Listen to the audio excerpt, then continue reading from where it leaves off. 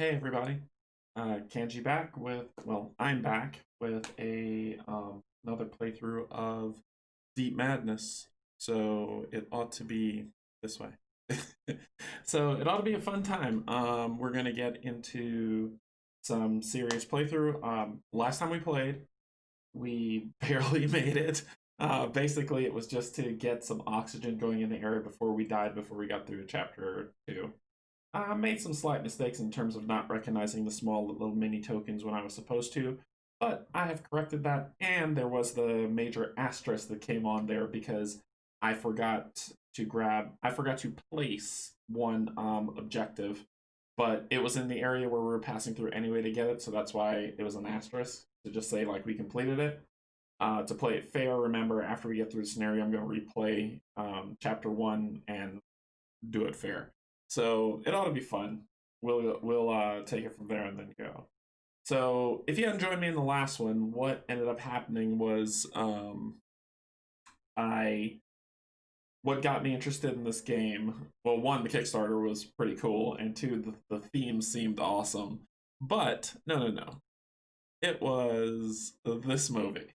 This movie is not a great movie. It's not a movie that you're going to be like, oh, it matches up there with the greatest movie you've ever seen.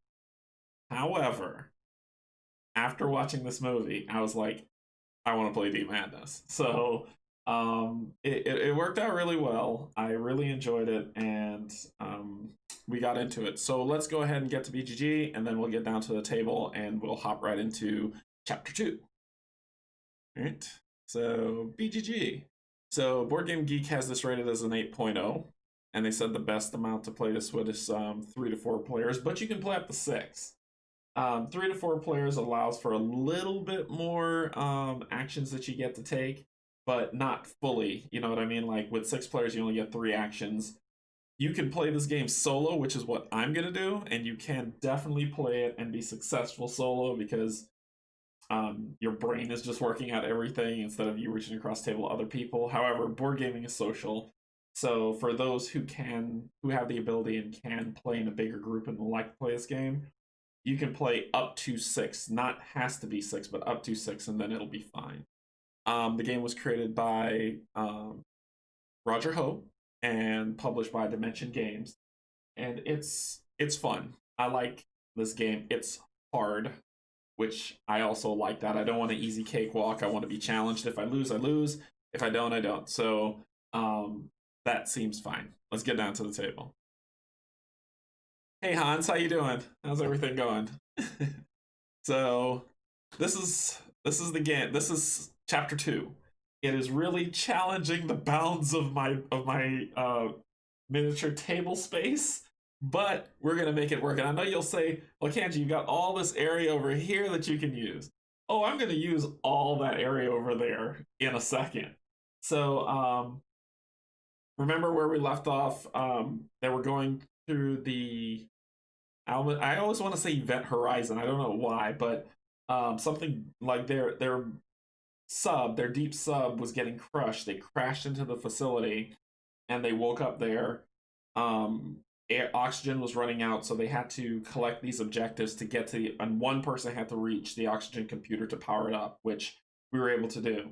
So they're starting off here at this section here, and you'll notice this lovely little token here. Also, I've added rings on them to denote who's who, because with this angle that I have at my table, you'll probably be like, I don't know one mini from another. The board they're all brown, and since you don't paint, or can't paint worth a lick, I can't tell. So I put these circles on them to indicate who's who. Kind of makes it a little better.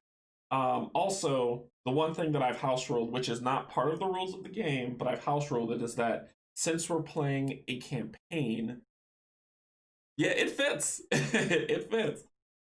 Since we're playing a campaign, whatever they get at the end of one chapter, I'm carrying it over into the next. That is not rules as written. Usually each chapter you start over fresh and you just deal with what you have, but thematically that didn't make any sense to me. So I just said whatever weapons they had, they took with them. So let's reintroduce our investigators. And they are investigators because they've been sent by the Lang and Luxon Lang Corporation to determine what happened at the Kadath mining facility when everything went quiet.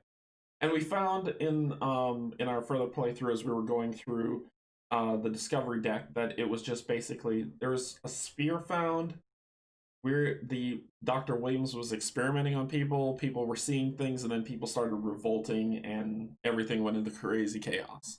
So let's reintroduce our investigators. So we have Felicia Armitage. Let me get stability here. There we go. Felicia Armitage. She has escape value of 5, which you see down here at the bottom, and she has 2 abilities. So one step ahead. Once per activation, she gets a free movement. That's just something she gets on her activation, and then she has this ability that she can use it. And then on her ability, she has this this activation that she can heal somebody for how much she rolls on a die. She has 8 health and 3 sanity, and she can use sanity to re-roll. Now, she would start with the scalpel, which is what you're supposed to do, but thematically, I'm saying she's not going to re-pick up a scalpel. No, she's going to keep the SMG that she picked up last turn, and that's what she's going to run with. So that's her. The next one up is our crazy doctor, Roman Asimov. So his altered states ability. So when he attacks, each monster's resistance is reduced by 1. And then he has this ability where he can knock down resistance on a monster by placing a tag marker on him. He has an escape value of 4, health 9, and sanity 5. And his sanity is 5 because he's kind of this mad doctor. You know, he likes to experiment and find out what's going on, so he's a little gone already. And the Lang Corporation knows he's crazy, but none of his other investigators do, who they're with them. He has the crowbar that he found when he was rummaging around. Then we have Arthur Whalen. Arthur's our engineer.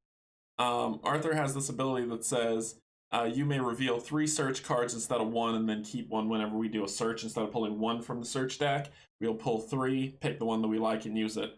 But he also has this ability that he can do to exhaust sanity to be able to power up his attacks. And that really helps. His escape value is 5, and he found a rivet gun when he was running around. And the rivet, I'll show you that when we come to attacking him with him. And then we have our fearless leader, Preacher, or Sam Smith.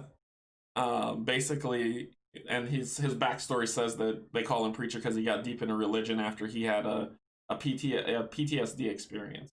So his stuff is once per activation you may move a non-epic monster, so I can move monsters away if I need to, for him to help, kind of like shouting, scaring them off. But he has this move action that says no man left behind, so he can pull somebody with him if he needs to. And he starts with an SMG, submachine gun, and he was able to keep that with him. So far, that's where we got. I haven't read the scenario in full because we're playing this together. However, I have read, I rechecked everything here to make sure I didn't miss a thing.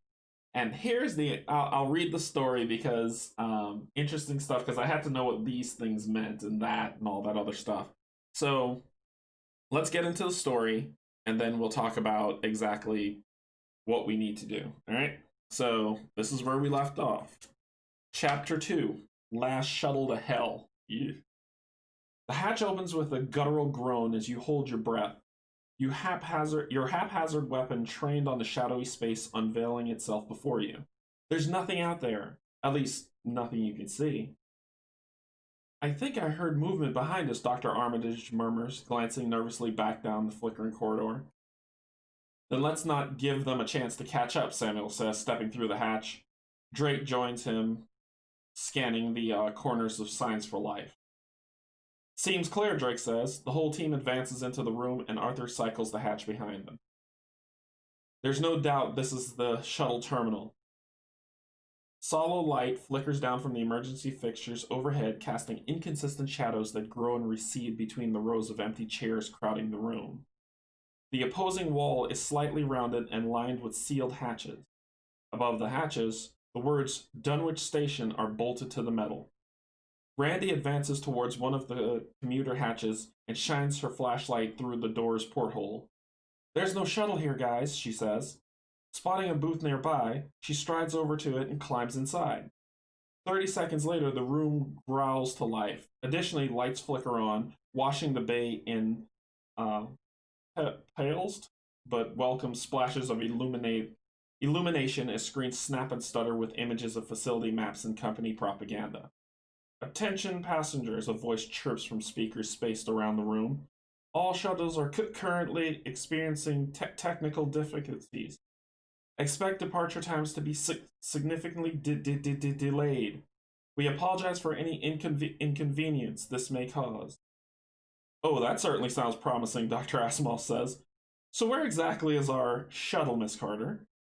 Randy trails off. Arthur shoves his way into the booth beside her. It's coming, he says, but it's coming very, very slowly. Why? Sam asks. What's the malfunction? Arthur's fingers dance over the screens. The shuttle looks like it's propelled by several accelerator units inside its tube, and those accelerators are currently offline. It's running entirely on its own power right now, and that seems to be pretty laughable. Can we fix it? Sam asks. Arthur's fingers glide over the displays again, and then he curses. Yeah, we can. The malfunction accelerator units are set up in several rooms underlying this one. We need to reboot them using an override control code, which I will get us now. Here it is. What's the catch? Drake asks. The accelerator initially shut down because their rooms are flooded, Arthur replies. Holy hell, Dr. Asimov says. What else, Arthur? Samuel asks. Once we get the accelerator online, we're going to have to leg it back here because the shuttle is not going to wait for us. If we miss it, we're screwed. I doubt those units will survive a second trip.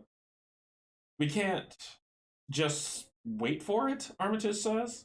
Dr. Armitage says. It might be slow, but I, for one, don't relish the idea of drowning in freezing cold salt water. Something screeches from the hall you just exited. Another something groans. We're all going, Sam says. Before our company arrive, let's move. Claws squeal down the far side of the metal hatch. I said move, Samuel hisses. So... so, let's get back. Let's take a look at the board so I can explain some stuff, and then we'll do the chapter overview of what happened. So, we're in the chamber trying to activate the control codes so that we can make the shuttle go faster. And the shuttle is this slide here that you can see. And it's on its way to us, but we don't know which way it's coming from, and it's moving really slow, so we need to speed it up. So to do that, we have these control chips that look like this, and let me put the book down so I can, like I said, table space, small. Phenomenal cosmic power, itty bitty table space. So it looks like this. This is what those control tokens look like. Now, here's the catch. So one's here, where our investigators are. Here's the catch. They only regenerate once per round. That means we go, the monsters go, and then it regenerates. An investigator can only carry one, and you need them to get to, you see these numbers here? 3, 3, and 3. You need to get to those with that token to be able to speed up the elevator or the shuttle to get to you. The shuttle needs 12 points total to fully power up and get to us. And then 3 investigators has to survive, which means before, if we lost an investigator, we lost. Now, if 3 investigators get to the shuttle wherever it docks, and this is the funky part, because it's going to appear this one place every single time, but wherever it docks, 3 investigators need to get there, and then we complete the scenario.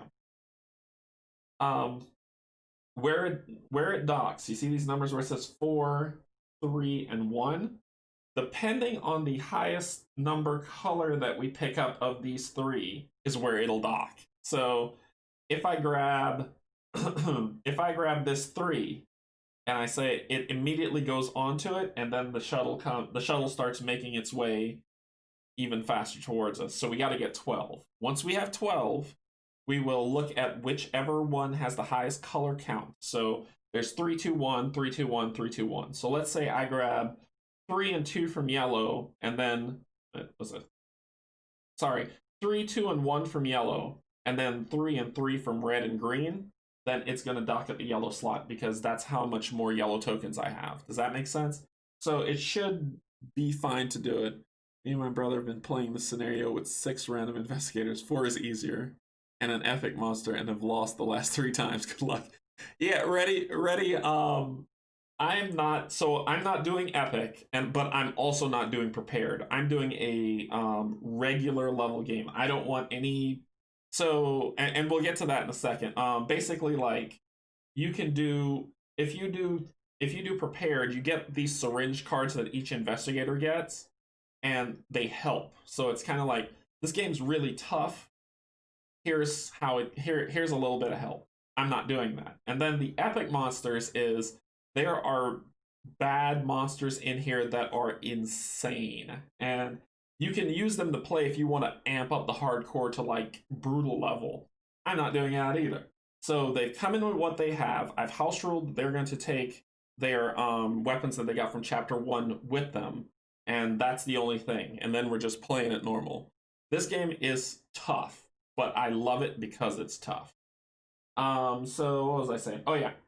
So it can dock here, here, or here, depending on what color we have.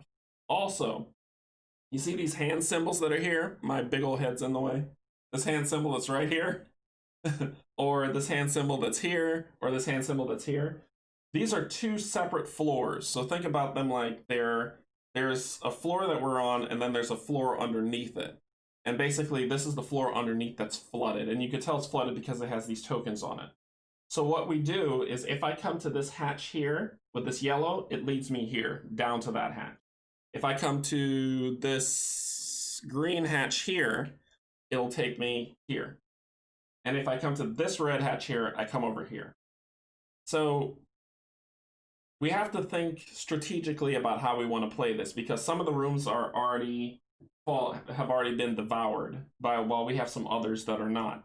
And if all rooms are devoured, that's okay. That's not a lose condition for this scenario or the game.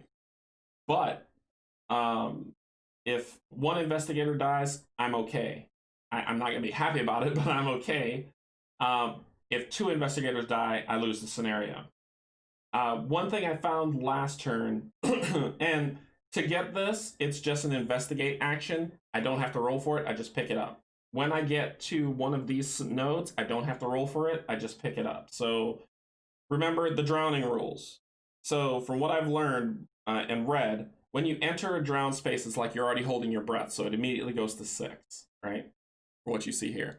Whenever you take an action, or which is move, whenever you move, you tick it down, and you tick it down, and you keep ticking it down, and then you'll notice that you'll tick it down to 0, and then it goes to this stuff. So let me zoom in a little bit closer so you can see.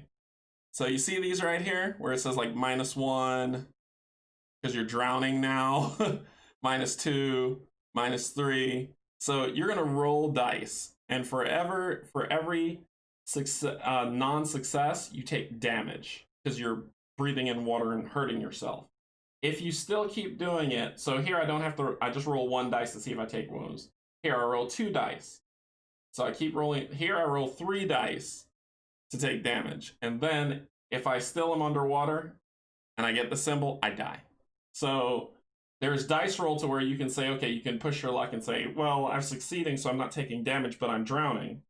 But you still can die from drowning. So, and as soon as you get back to the above hatch or any place that's not underwater, you immediately take a deep breath, and your oxygen goes back to 6. So you're fine. So it's not like, okay, well, you need to spend an action to rest to get back oxygen. No, but you can rest to get back health and stuff like that. All right. I think I've got everything. We've covered the differences between these scenarios than last time. Remember, we can shut hatches and things like that. So we're good. We're ready to jam. All right. So they've started off here. I've put a lot of things over. I shifted the board around. Let's find out what monsters we're going to be facing. So I put all the monsters in here, non-epic. Non-epic monsters in this deck. and I'm going to shuffle this deck up, and then we're going to determine who we'll be facing. So here we go. So I'll shuffle it all up. Last time we faced monsters that turned into cannibals and dropped suck face monsters and monsters that just jumped all over us. It was awful. It was just awful. So let's see how we do this time. Okay, 6 monsters, right? So let's see what we're dealing with. First monster, Delirium. Awesome. Awesome. So he has no setup abilities, but Delirium has, he attacks for 2, he has a range of 1. He moves, does his special, and then he attacks, and his special says, choose an investigator within line of sight of 1 space, and roll that lovely die that I hate so much. On that symbol, move that investigator into the delirium state. So basically what it's doing is it's throwing its mandible forward, grabbing them, and pulling them where it is. Bad. Really bad. If it's on a consume space, any investigator must take a wound for each delirium in the same space before performing a move action. So it's just kind of like hurting them. That's my first monster. It has 3 health, 1 shield, has 1 horror value, and to escape it, I need to be able to beat beta 2. Not meet, beat. So that's my first monster I'm dealing with. Next up, Twisted. Awesome. So I'm drawing all bad things, right? So the Twisted is awful, and it's another one of those drawing dice to do horrible things to you. 2 escape value, 2 horror rating. It hits you for 2. It has 5 health, and it has 2 shields. This is something I don't want to meet in a dark alley. Or any alley. The Blind. I am pulling all the bad monsters. Blind can be bad on this one as can Despairs. So Blind, I just pulled a Blind. It has a 0 escape value, but the Blind does nasty stuff because if the Blind can see you, it can weaken you. And what weaken means is you have to, it's basically an action burner. You have to burn an action so you're not weakened, so you can attack. Not cool. Next up, Hysteria. This is, if you watched the last playthrough, this is what came up for me last time. That was my bane, because it started possessing people, and that's what it does. It possesses you and then hurts you over time. And it slows you if you're on a devoured space. Not cool. So its escape values 2. It doesn't hit you because it just sucks on you and hurts you, but it hits you for 2 and it has 1 shield. 2 more to go. Yep, I'm pulling all the bad monsters. The Putrid is going to, once again, I'll be rolling that die a lot, it looks like, this round. So the Putrid has 6 health, 1 shield, and it hits for 2. And this thing is a slow mover, but it hurts. It hurts bad. The Ravenous, which is our last one, thank God. So the Ravenous, which is a normal monster. It has a horror value of 1. It does a move attack, and then it just kind of attacks you, and it gains resistance if it's on a devoured space. So, good gravy. Alright, I put the monster cards here. So let me pull out the ones that are not in here. Delirium, not cool. So there's no husks, no agonies.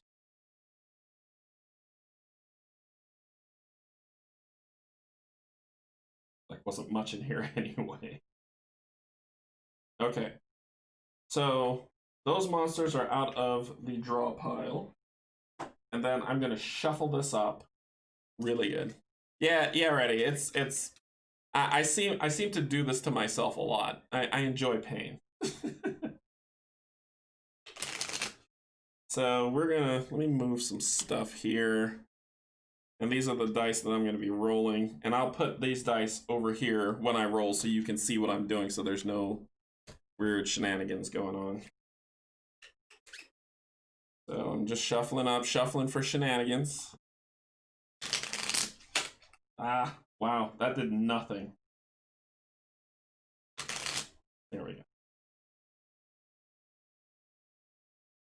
I just heard YouTube audibly cringe at the way that I shuffle my cards. It's like, no, you're bending your cards, don't do it. That's okay. These cards are not the greatest creation ever, but they worked.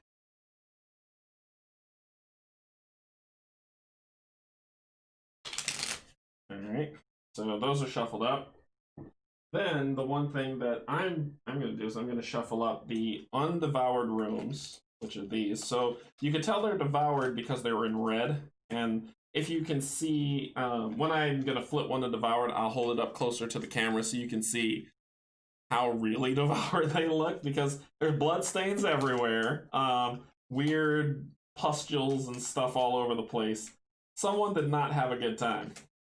Someone did not have a good time. All right, so shuffle those up. These are the rooms that have already been devoured, but I'm still going to shuffle these up, and to make sure, because I'm like, oh, I don't want this to be up here. Nope, I'm going to flip them over. I'm going to shuffle them up, and then I'm going to flip them back over. And I know you're not supposed to do this, but I like the randomness of it. I don't like knowing what's coming. It kind of builds to the suspense, to where you're just saying, oh yeah, I know room 2 comes next after 4, so I know how to prepare combat. No. I don't want to know where these monsters are coming from. I just want to know that they're, I just know they're coming. And usually that's me ice skating uphill, but so what? Hey, room 2. All right, so I shuffled those 3. I'm gonna shuffle this, but I'm just saying that from the last time when we were learning stories about what was going on or what happened at the facility, I pulled stuff off here. I bought card sleeves for mine for the reason. Yeah, I actually have card sleeves for them, but I found that if I have them sleeved, the reflection from my horrible lighting is going to cast this glare that you won't be able to see or read any of the items on here. So I have to pull them out of their sleeves, play the game, and then after I finish the game, I'll re-sleeve them, basically. So I put them all back in here because you were finding notes or computer terminals or things that were going with Dr. Williams' notes or from people there that you could probably run across that again. So let's shuffle this entire deck. Yeah.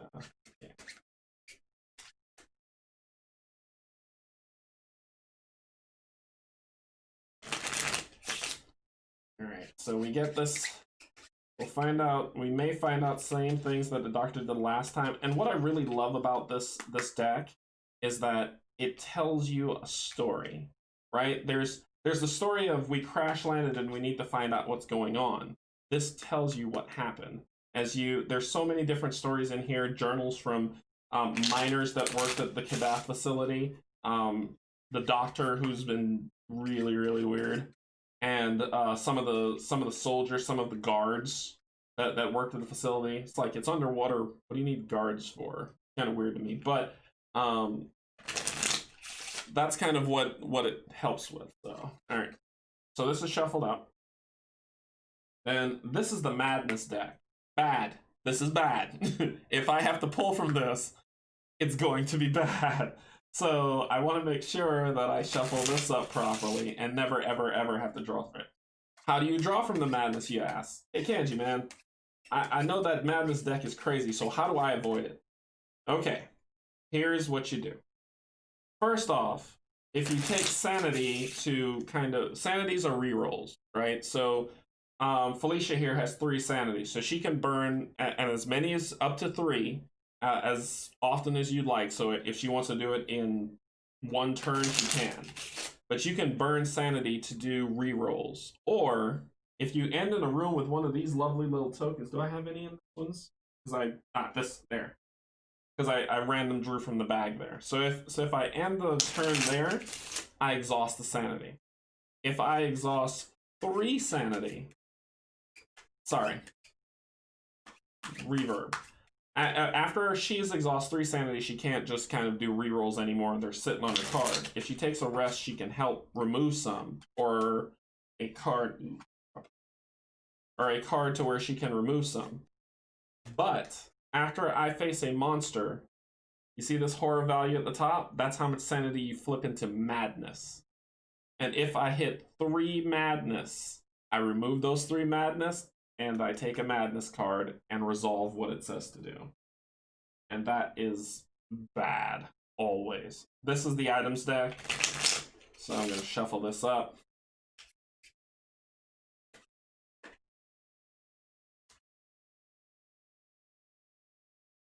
So I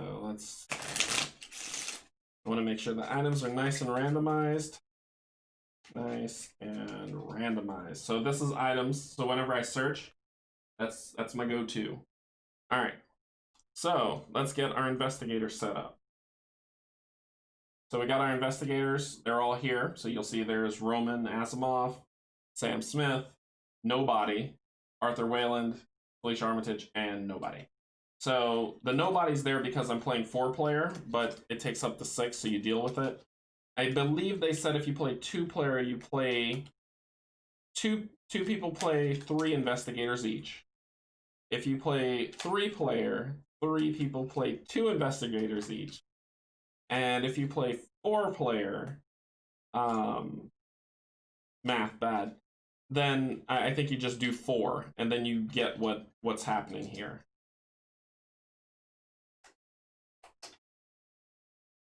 All right, so we split them up. Let's find out our order. Sam's going first, then Nobody, then Felicia. This is really looking like last time. Then Arthur, then then Roman, then Nobody, and that's how it goes. I'll put this behind my big old head, and I'll bring it out whenever I need to roll.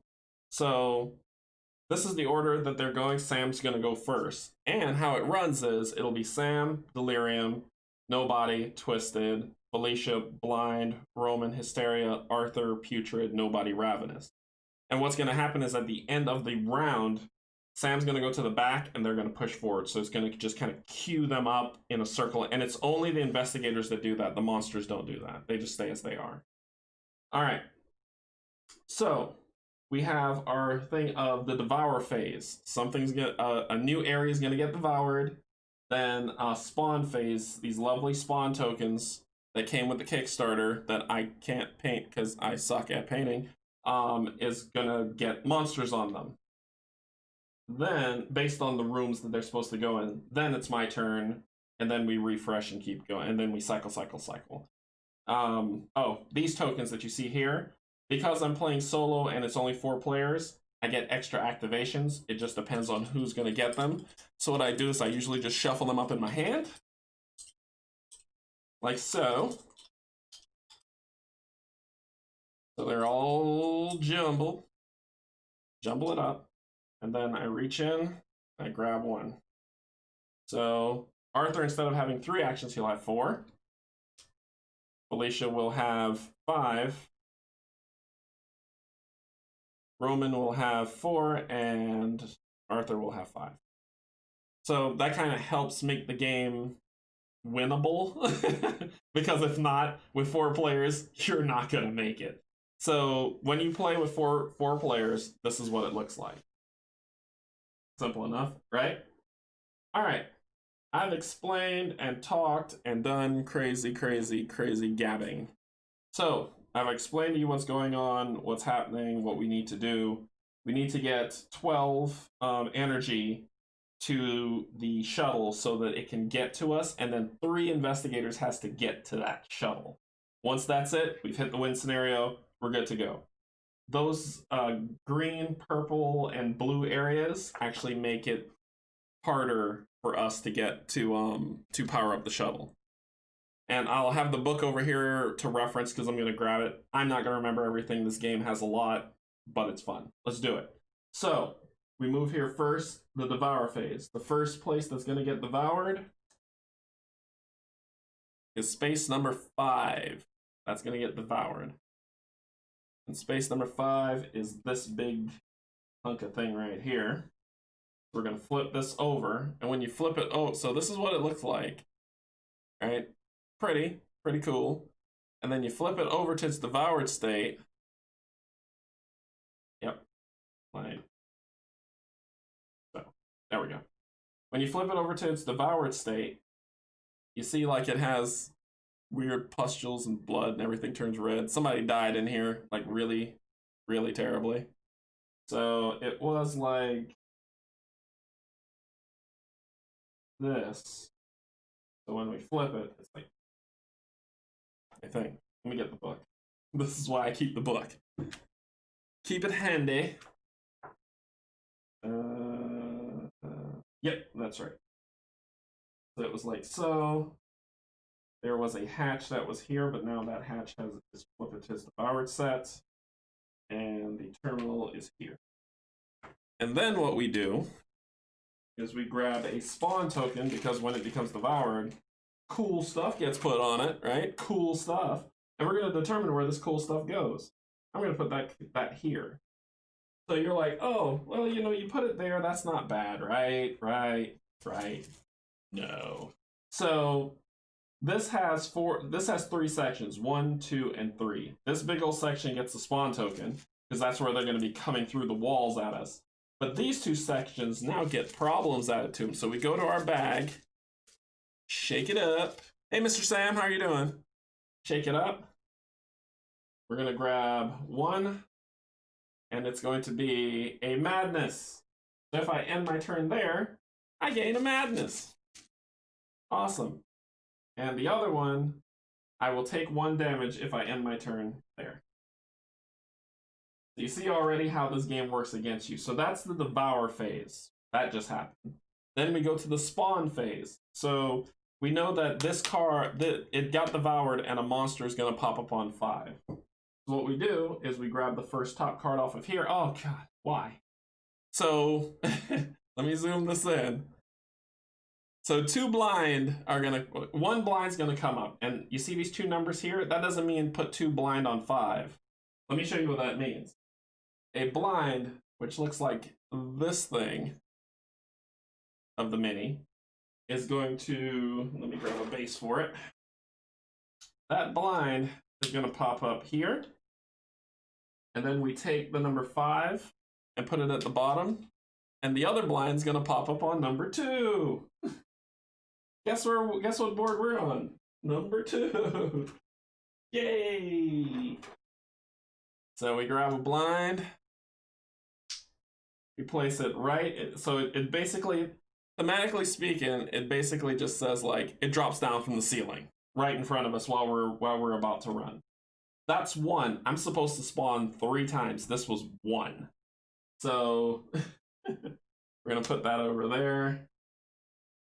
Next spawn, a delirium. 2 of them, because I shuffle so well.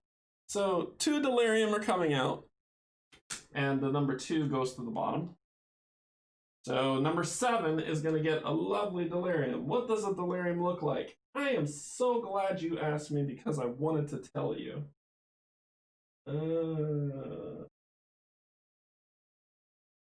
Nope, those are not them.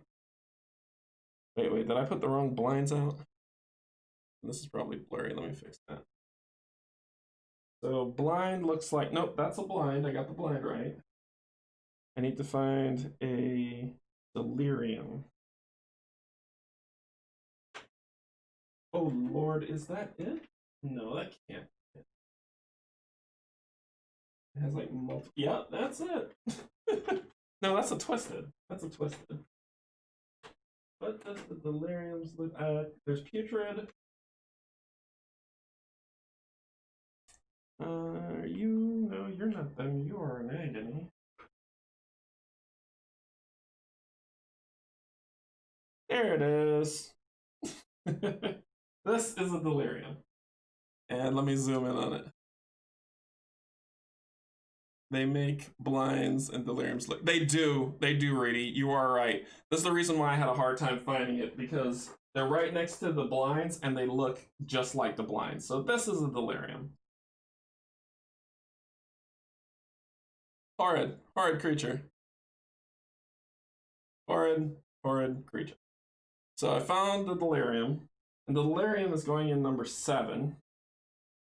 777. 7's probably like right next to me. Oh, nope, it's right here.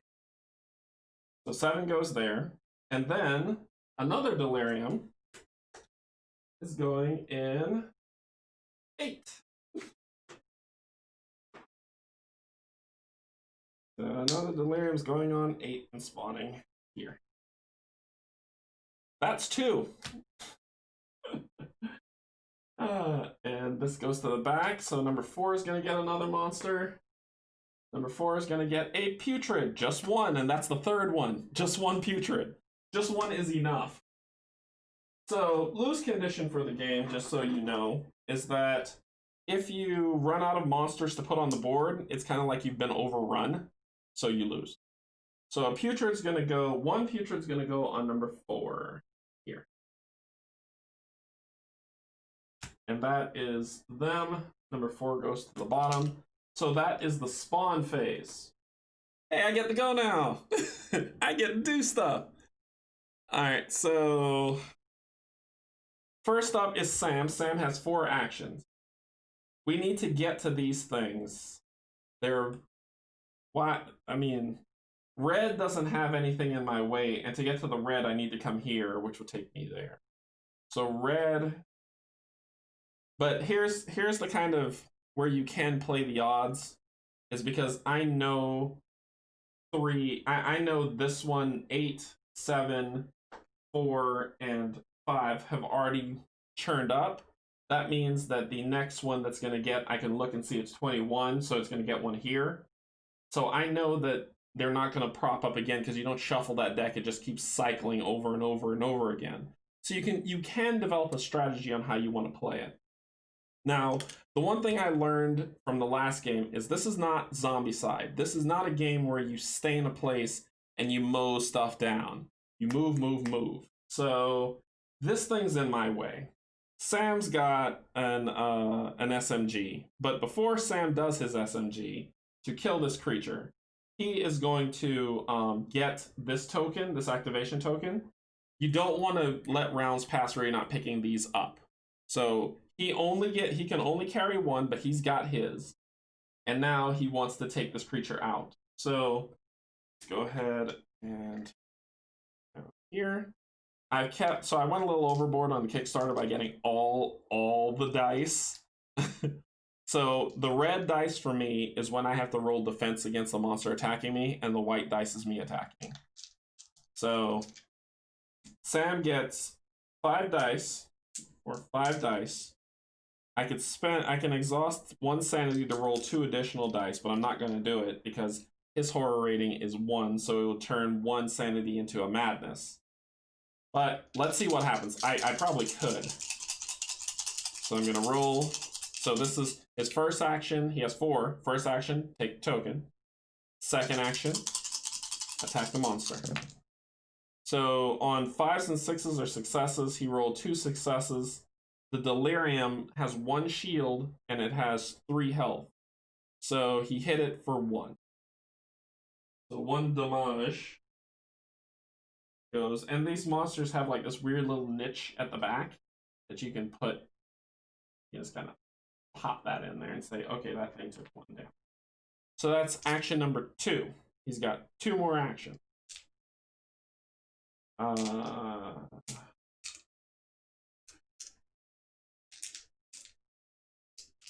want to fight and drown.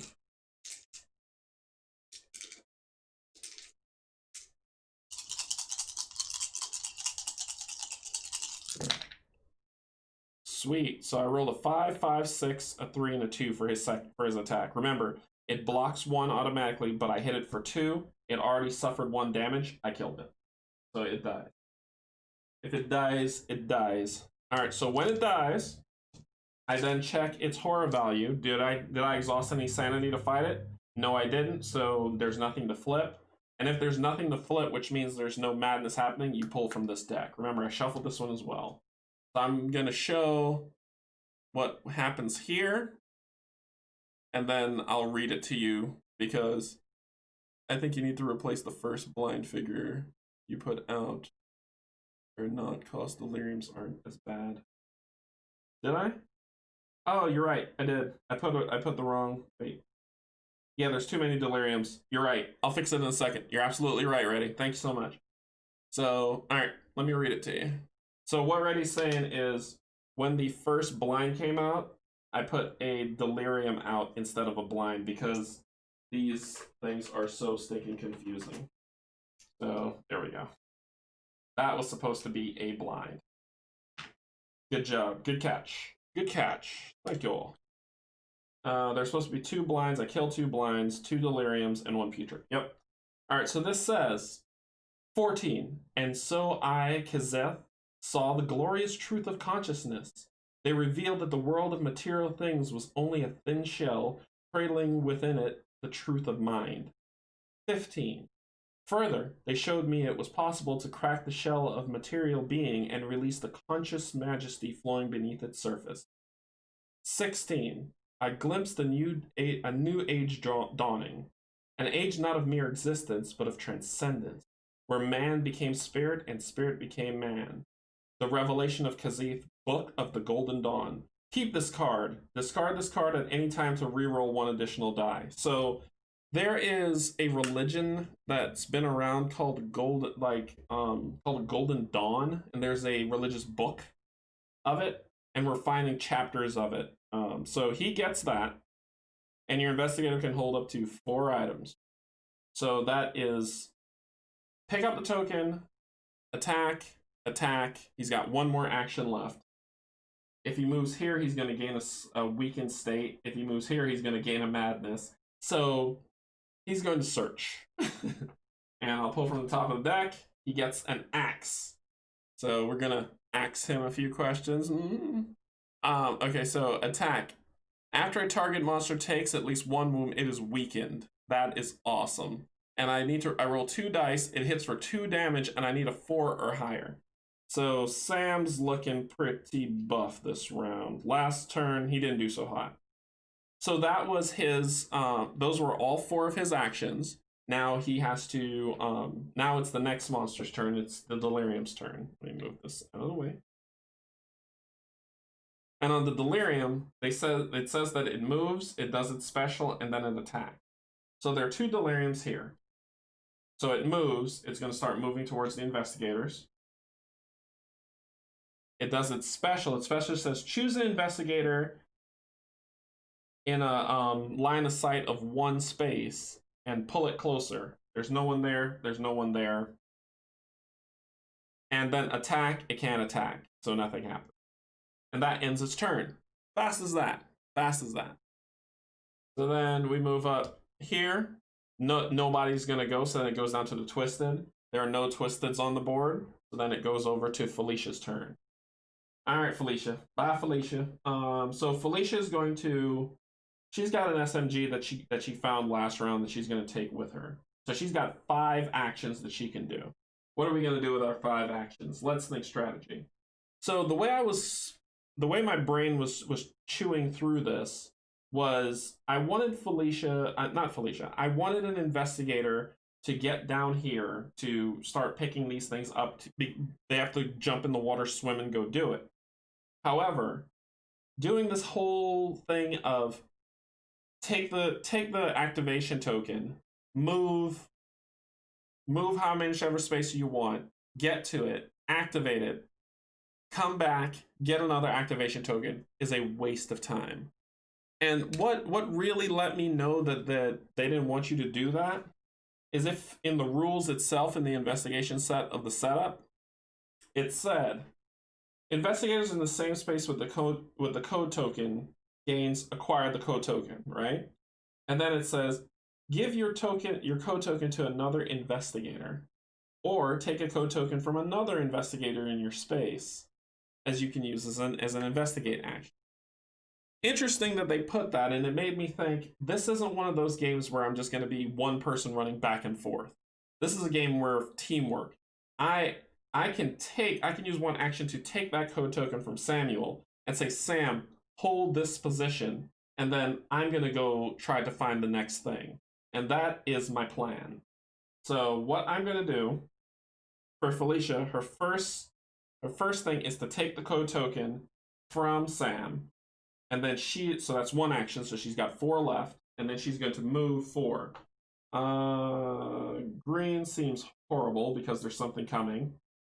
Yellow something's coming, but red something isn't coming yet. So we can say I'm going to send her that route. So she's green, and she's going to move 1, 2, 3, and she's going to wait right there, right? With her last action, she's going to search. And she finds a railgun. So she has an SMG, which lets her roll 5 dice, and on a 5 or higher, she's able to do 1 damage. But this railgun is 4 or higher, and it increases her range. So she is going to take the railgun. And she still has the SMG in backup, but the railgun seems a better fit. So that is her 5, right? So she took the token, and she's heading towards the red space, which will put her here. And then on her turn, she's going to jump in, right, for 1 action, then start losing breath 2, 3, 4, get the first red, and then we'll keep. And then what I want to do is at the end of the round, when another one spawns, I need another investigator to be ready to hand her another so she can take it, go and get the other one, take it, go and get the other one. Line of sight can be a bit tricky in the game, but it's probably important with the blind. You can't see into the center circle from outside the tile or outside. Yeah, yep. Yeah, I watched so I read after reading the book, I watched a couple playthroughs ready, and I've learned that too. The center circle, what he's talking about here is if this person's here and they say, okay, this thing has line of sight, it can see you in here. If you're in the center circle, it can't see you. And same thing with you. If you're going to attack a monster that's here and you're here, you can't do it. You have to move 1 so you can have line of sight through the corridor and then do it. So for them, my whole thing is grab, move, stop, give it to her. She dies back down and then goes and gets. And I need to be able to clear out these deliriums so that another set of investigators. So I'm breaking them off into teams of 2. And in teams of 2, one's going to go get the activation, the other one's going to go get the energy. And just keep them flowing that way until I have 12. And then get my butt to Maz. Alright, so... or to the shuttle. So, that ends her turn. She's done her 5. The blind move, and the blind have 1 move. I've killed 1 blind. So the blind has 1 move, 1 attack, 1 special. So the blind's here. It's going to move here. So then it says... let's see, it's special. It can attack, so it's special. Choose an investigator in the blind's line of sight and weaken it. So remember what I talked about? This is a hatch that it can see through. And it's like, okay, the blind can see space in its line of sight. Line of sight stretches as far as you can see, but it can't see in this circle. So because it can't see in that circle, that blind can't weaken anybody. And I luckily make it out. But if someone was here, that would have happened. So that's the end of the blind's activation. Roman's turn. Dr. Asimov. Dr. Asimov has 4 activations. You can only do 1 search per your activation. So Dr. Asimov, he's going to stay here.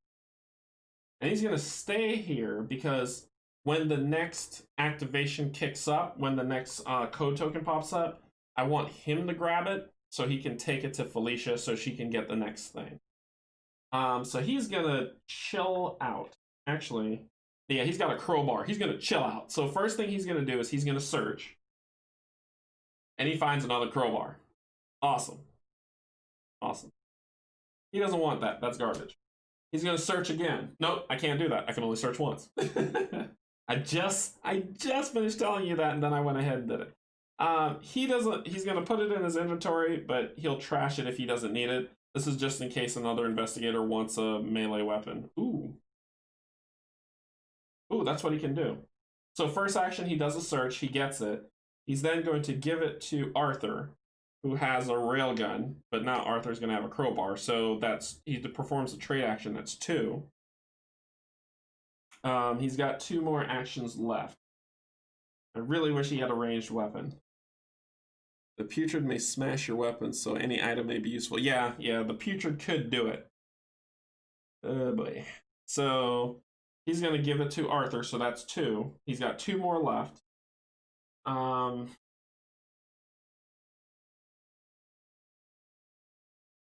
Yeah, I don't want. He's gonna chill out. I don't trust this. He'll chill out where he is. That'll end his turn. So once you say I don't want to do anything else, even though I have 2 more actions, there's nothing else for him to really to do. So he's just gonna chill out.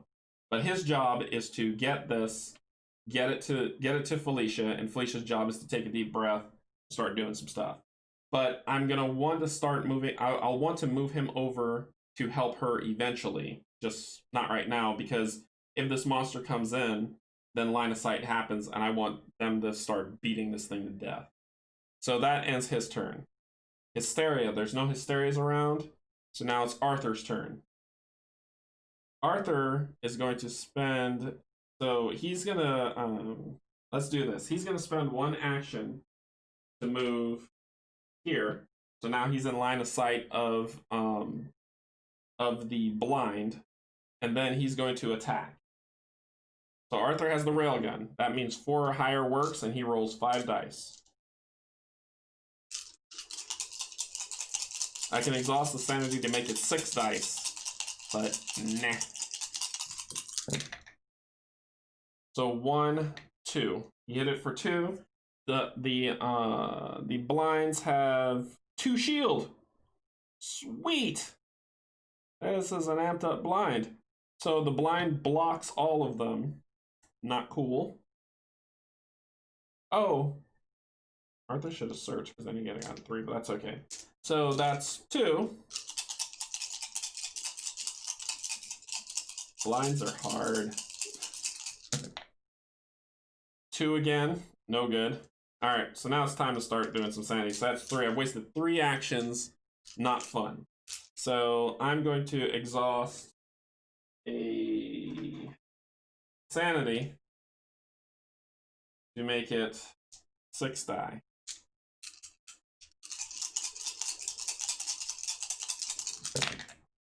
Wow, that's trash. That is real trash. I only want 1 success. Oh, Dice Lords, please, please, please, please. How much does blind have? Just 1? So he'll do another one to get another 6. So he's done 3 attack. He's done a move, 2 attacks. This is number 4. Come on. Just 2 damage and it blocks it. So I don't want to do another sanity. He's gonna spend his final move to move back. That was awful. The dice giveth and the dice taketh away. So he spent 2 sanity to try to kill this creature. Didn't happen. On 6 dice, which is terrible. And that's how it goes.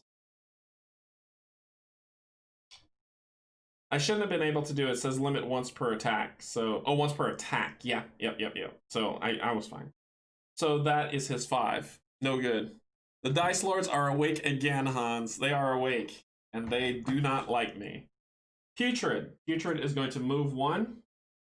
Attack. So nothing can see. So it's fine. Then it goes to nobody. Then it goes to the Ravenous. There's no Ravenous on the board. And that ends the round. So what do we do on refresh phase? Okay, we pop this guy off. We grab Monsieur Sam. We push all these up 1. And Sam goes to the back of the line. Kind of messed up, isn't it? So that'll come here. We grab these tokens, the extra activation tokens, off of here. And then we say who's going to have extra activations and who won't. So I just jumble them up because I've only got 1 dice bag and that has the awful things in it. You can always use sanity to reroll dice. Sometimes I find it's good to exhaust all your sanity then rest rather than attacking. Yeah. Yeah, I wasn't hitting that thing. I tried. Alright. Felicia gets an extra.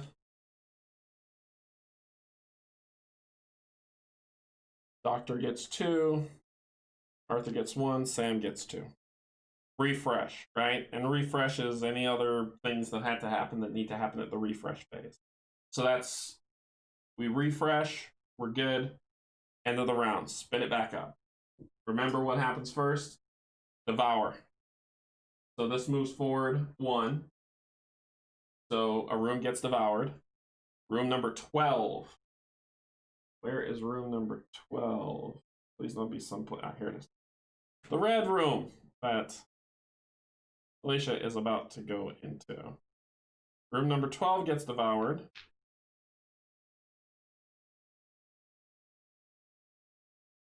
And then we need to grab, and we get to determine where this thing is going to get placed. I'm going to put it here because I don't want her to come into a room with problems or that the monsters just automatically poop on their move. So I'm going to put it in the bag. Then we grab, remember what I did before? We grab the bag of horrible things, give it a shake, and see it says Deep Madness on it. So give it a shake, reach in, and we pull out a -1 die. And I'll explain what these are when I land on them. When I land on them or I end my turn, I'll tell you what it means. That one means that I roll 1 less die to avoid damage. But we'll get into more of that later. So that happened, right? So this became the next devoured thing. Then we spawned 2 because this says 2 at the top. So what horrible things? Ravenous, 2 of them. More than 2 of them. So we grab a Ravenous. So 1's going to go here because that's just the first spawn room. And then the next one is going to go on, next 2 actually is going to go on 21. Because if you look here, it says 2, because the game hates me so much. It's going to go on 21. 21. Boop. That's 1. And then, oh, and I gotta move this here. So number 6 is gonna get some stuff. 3 Hysteria. 3. My shuffling either hates me or... Oh, I didn't do the bonus for them. 1.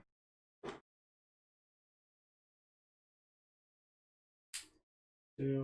I have the what's it called? The Perforum box or whatever it's called for Deep Madness, so you can fit all the expansion stuff because I backed a lot.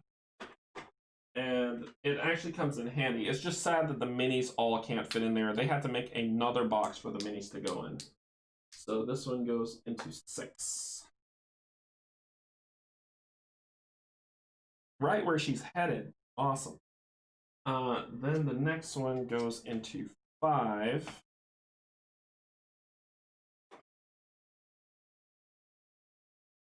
I'm probably going to say, let's see, next one goes into 5. Where's 5?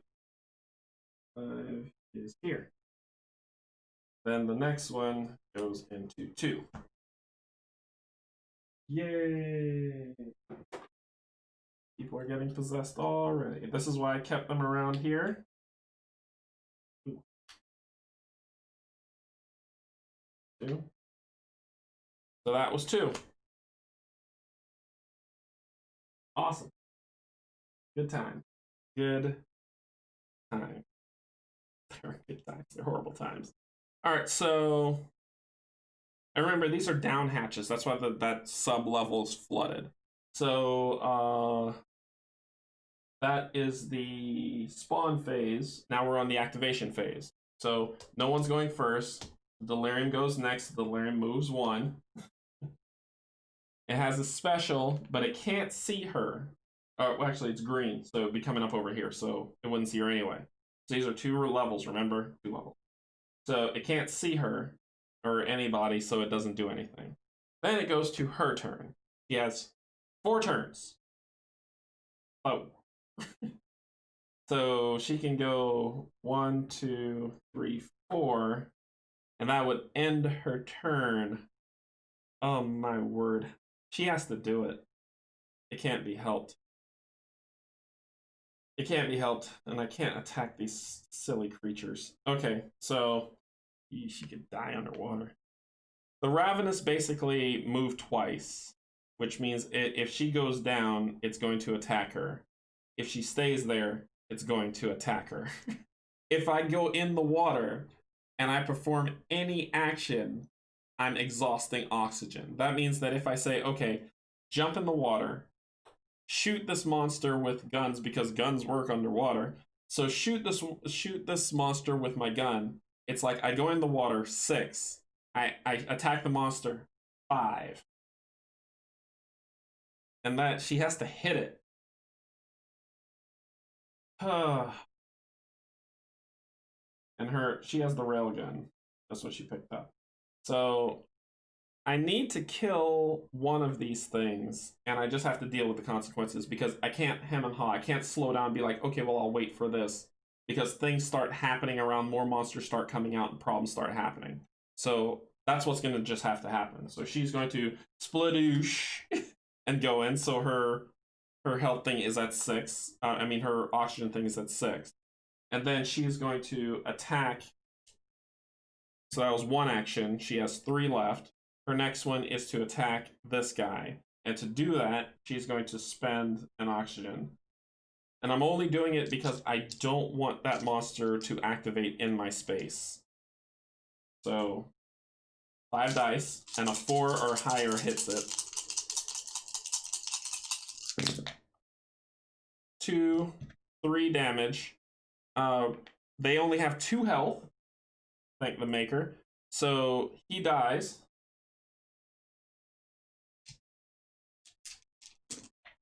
And because a piece of paper floats up and she gets to read one of these things. I tried to explain it thematically, it just sounds weird. Outbreak number 7. I'll hold it there for a second for people who watch this later and just want to pause and read it. And then I will read it to the lovely company that is keeping me company on the stream. We're gathering as many people as we can, and we're going to get rid of that thing.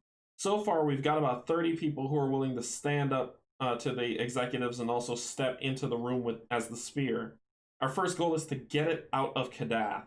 We'll figure out the next step from there. We don't want to do this, not at all, but if we don't, everyone will die. It's just a matter of time. And that's from Gerald White, a miner at the Kadath facility. You may heal 1 madness. So she has no madness to heal. That's a shame. That card goes over here, so it's discarded. And that's 2 of her 4.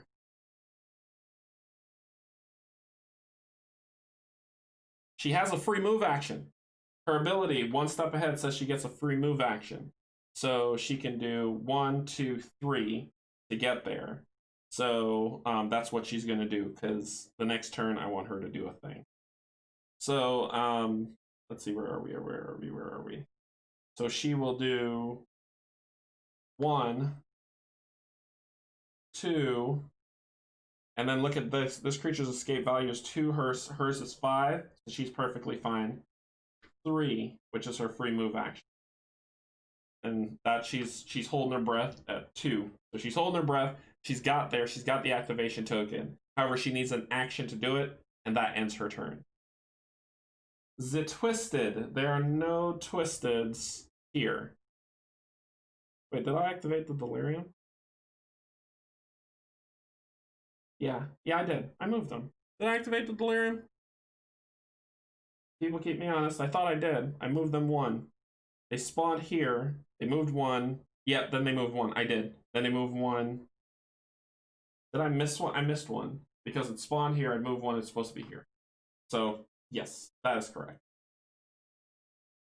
So the 2 Deliriums did move. Because this one spawned here, first turn, second turn.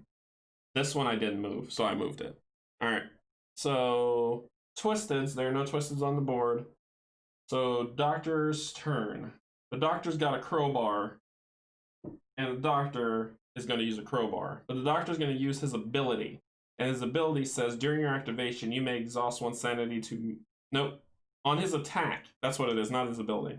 On his attack, each monster's resistance is reduced by 1 for that attack. So the Doctor is going to break out ye old crowbar and reduce that thing's resistance. Oh, and the one thing I didn't do, because I said I was going to do it, is at the start of the round, a new one of these pops up. So he's got some activation. Let him get to smacking.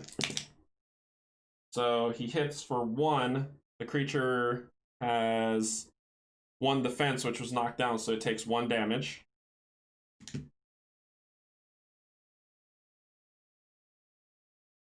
It takes a pain. And then he's going to hit it again. He's going to hit it good. 2 damage. Kills it. Bye-bye. So, see you later. So that was 2 actions that it took, that the doctor took to attack. So he has 3 actions left. He's going to pick up this key code. And then that's 1. And then, where is he? Here. And then he's going, Doctor's Blue. Dr. Blue. He has 3. He has 3 actions left. Let's search. Oh, the greed's too good. 1, 2, 3. Let's not get greedy yet. Yep, let's not get greedy. So he's going to wait here for her. That's his 5. Done. Then it's going to be the blind's turn. All right, this is where stuff gets nasty. So we've got 1 blind here. This blind moves 1. Now he can see them. Blind moves towards the nearest target, then it attacks. It doesn't have a range, so it just can only attack what's in its space. But then it does its special action. Choose an investigator in this blind's line of sight to be weakened. In a devoured space, all investigators in line of sight are weakened. This is a devoured space because we got the red. So our 2 dudes get the weakened effect. And the weakened effect are these little tokens that are here that gets put on Sam and gets put on Arthur. And weakened means it's an action burn. That's all weakened means. It means that if I'm going to attack a creature, I have to spend an action to get rid of weaken, and then I spend another action to attack. So it's an action burn. So that was the only blind on the board. That's what happened. So then we go to Arthur's turn. Arthur has 4 actions. He has to burn an action because he's going to kill this creature. He has to burn an action to get rid of this weakness. So action burned. So now he has 3 actions left. And he's going to unload on this creature. So Arthur's got he's got a crowbar and he's got a rivet gun. So he's going to use the rivet gun, which I roll 5 dice. And 4 or higher hit.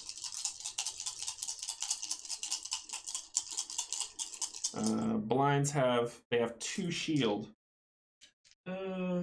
He's gonna burn a sanity to get a 6 die.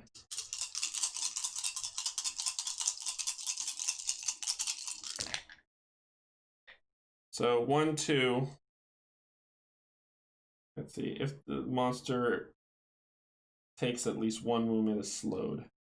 So 2, it blocks it with its 2 shield. Farfignugan. He's gonna burn his final sanity to hit this thing again. So that's 2 actions. So I've got 2 more. This is number 3. Oh, I'm not showing y'all what I'm doing because you probably can't see. So 4 or higher hit. So 1, 2, 3, 4. 4 damage. It has 2 to block, and then it takes 2 more, which actually kills it. Great. So it dies. It dies. Now we look at its horror rating and we like, okay, because we flip one of these guys to madness. If he gets 3 madness, we pull from a madness card. So that's 3 actions. Doctor's Consciousness card. Oh, I didn't. I didn't forget the Doctor's Consciousness card. I pulled it. That was outbreak number 7. Mike, that was outbreak number 7 that happened. Because the doctor killed, and I was... No, I did. You're right, because that was Felicia that did that. Doctor's Consciousness card for killing that creature that was there. Yep. This is the Doctor's Consciousness card. Thanks, Mike. Good reminding me. I completely missed that. And then, so this is the Doctor's, and then because Arthur killed that creature, I'll pull one for Arthur. So Doctor's Consciousness card. There you go. And let me read it to you. That's just for people who are going to watch the stream later. We finally got it into the station today. Now this is excavation number 5. We finally got it into the station today. I think it's safe to say no one's ever seen anything like it before. Once we got it into the bay, it started glowing again. Its surfaces shifting like clouds traversing the sky. What's more, we also noticed the only objects it seems to reflect are people. Dr. William West is besides himself and is the new arrival, Dr. Cohen, and why wouldn't they be? Oh, as is the new arrival, Dr. Cohen. And why wouldn't they be? This is one of the most momentous days in history. Ronald Myers, chief mining operator of the Kazakh facility. You may draw 1 search card. So the doctor gets a pistol. The doctor needs a pistol. And the pistol says, target is reduced to 3 when you attack a monster in your space.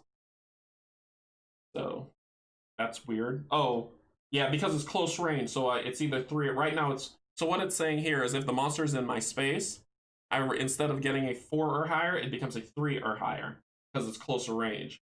This is really good for the doctor. So remember, they can only have 4. He's got a crowbar, and now he's got a pistol. Awesome. Now we're gonna draw for. No, we don't draw for Arthur. We do not draw for Arthur, because Arthur suffered this. It's only if you don't suffer any madness, you can draw a consciousness card. So Arthur does not draw one. Almost messed that up. Okay, so we killed that crazy creature. So Arthur said, Arthur attacked. Not Arthur. Yeah, Arthur. He attacked. He got rid of his weakness. He attacked. He attacked. He has 1 more thing left, so he's going to search. And Arthur gets a utility knife. Each target monster's resistance is reduced by 1 for this attack.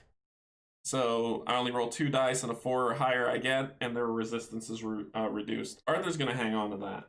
So Arthur's got 3 items now. He's got a crowbar, he's got a utility knife, and he's got his lovely gun. So that's Arthur's 4th. Arthur is done. Arthur can't see the putrid, so you can't attack it. So don't say, hey, why aren't you attacking the putrid? Because he can't see it. He doesn't have line of sight on it. And the putrid's coming, which is bad. All right, so that ends his activation. The Hysteria's turn. The Hysteria is going to use its special. If this Hysteria has possessed an investigator, inflict 2 damage and then inflict slowed. It hasn't possessed anyone. Then it's going to move. She is the closest, so it's going to flap over to her. Then it's going to move again. It doesn't need to because it's where it is. Then it's going to attack her. The target investigator is possessed by the Hysteria at the end of the attack. So it attacks her. What this means is I need to not be possessed. And I'm going to grab these dice here, the red ones that I told you I was going to grab. To not be possessed, I need to roll 1 success. 1. Uno. 1 success on these dice. If it hits me, it possesses me, which means it goes on her card, and then she becomes slowed. Bad. Especially since she's underwater. So, yep, you can see my dice tray here. Shuffle it up. She failed. A 1 and a 4. She failed. So it possesses her, and what happens is you take the Hysteria, you put it on her card, and every single time it's the Hysteria's turn, she suffers damage. But it's just kind of wrapped itself around her and gnawed into her shoulder, and so it's on her. Ah. All right. So that ends the only Hysteria's movement. Then we're going to go here. Nobody's up. Here to the putrid. The putrid moves 1. So it's in the room. And then it does an attack. The target investigator must discard 1 searched. Oh, gosh. Okay, so its attack is ranged. It has a ranged attack because it has the +1 on it. So now it attacks. And I get to roll this awesome thing that says if I roll teeth, an investigator has to discard a card. Well, of course it'll be Arthur, so he can get rid of one of the utility knife or the crowbar. So yeah. So, and it hits for 2. So it's gonna hit for 2. I need to roll to see if I can block, and then I roll this thing. So attack first up. Put it here. I'm running out of board space. So I roll the red dice to see if I can block. Arthur takes 2 damage. So Arthur takes 2 damage. Oh, and I had dice for them because I didn't want to deal with loading and offloading stuff. So Arthur takes 2 damage of his 8. And then we roll this awful thing.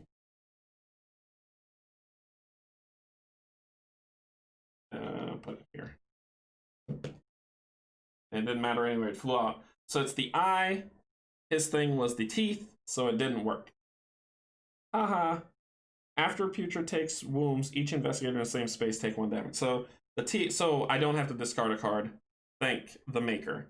So then that ends his turn. It's now Sam's turn. Sam has 5 actions. Sam, my man. First, we need to spend 1 action to get rid of the weakened. And then we're going to roll some dice. It does 2. Sam's got the axe, but if it takes damage, it's going to hurt Sam. And Sam's only going to roll 2 dice for that. Yeah, I'd rather take my chances with 5. Then I'm going to burn a sanity on Sam for that gun to roll an additional 2. Then I'm going to burn the Golden Dawn item to roll 1. So this is 1 action happening here. 1 action does all these dice. So action number 2.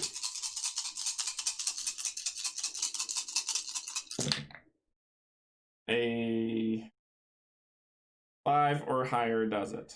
So out of all that, 2. The Putrid has 1 shield that it blocks. So it is going to... Actually, wait. Oh, it's towards me. No, that's fine. So the Putrid has one thing to block. Sam hits it for 1 damage. Out of all those dice, 1 damage. Out of all those dice. Then he is going to attack it. So that's action number 2. This is action number 3. I don't have that card because it said discard the card anytime to roll 1 additional die. So now he's going to attack it with 5. He's going to burn a sanity, make it 7. Oh yeah. I want this thing dead. I want it dead. I don't want to die. 2 again. Come on. So it takes 1 damage. So it's up to 2 damage. And he's going to do it again. Because, yeah, why not?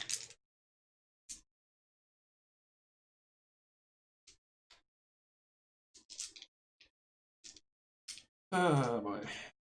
So he's gonna roll this again. So this is action number 1, get rid of weakness, attack twice, so that's 3. So this was action number 4.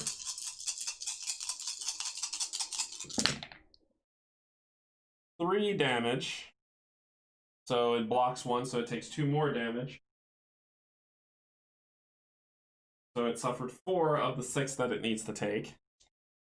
And then he's going to do it again. So weakened, attack, attack, attack, attack again. So this is number 5. Oh wait, no, he can't do it again. He's going to attack again, but he can't do that because he's already burned the 3 that he has. So he's down to 5 dice. And he misses. Complete whiff. Oh boy. All right. And then he's going to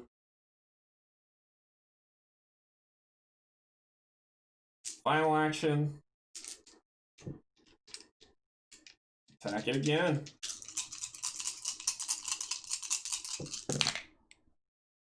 Two, he blocks 1, so it has suffered 5 damage. I think it would have been 6, but it suffers 5 damage. And that ends its turn.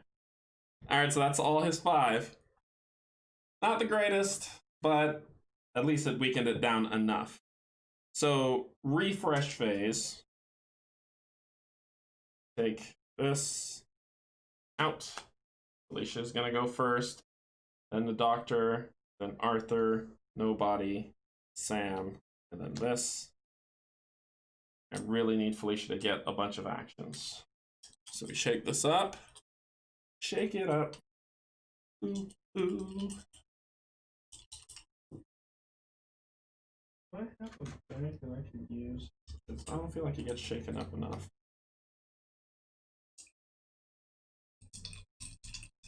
Alright. Felicia gets 2. Sweet. Roman gets 1. Arthur gets 1. And Sam gets 2. Okay. Goes back to the top. So that's refresh. Nothing weird going on. Nobody's exhausted anything that needs to get turned back. There are cards that get exhausted. So nothing needs to happen there. The refresh is over. We're back to the devour phase. Boop. What's getting devoured? Room number 16. Room number 16 gets devoured. Room number 16 is this one.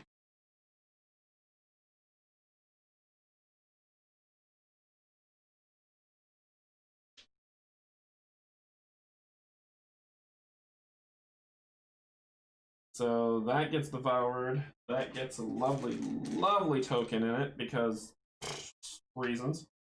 And I'm not going to put it by the door. Then we go to the bag. We go to the bag of Bagitude and pull something from the bag. -1. And like I said, when I stop on those spaces, you'll see what they mean. Oh, and I didn't do that, right? I didn't. Because when she failed anyway, so it didn't matter. But when she was rolling defense, she should have just rolled 1 die instead of 2. Because that says take off 1 die from your resistance. So that ends the devour phase. Next up is the spawn phase. A twisted, what I've been waiting for in that very same room. I haven't been waiting for it. I'm kidding. I don't like it. It's a horrible creature. I want it to go away. Twisteds are twisted. So for people who love to paint minis, this game has your name all over it. So twisted. This thing. Just a glob of hands and horrible, horrible things. Look at the hands. It's like it's reaching out. Ew, get you. So that's the twisted. This is one of the tougher creatures. So twisted is out here. Next monster, because I'm spawning 3 in number 7, is a hit 1. One hysteria. 1 hysteria. Nope, I lied. Because I can read. 3 hysteria in number 7. 3. So 1, 2, and then 1 is right. So 3 hysteria are coming on number 7. 1.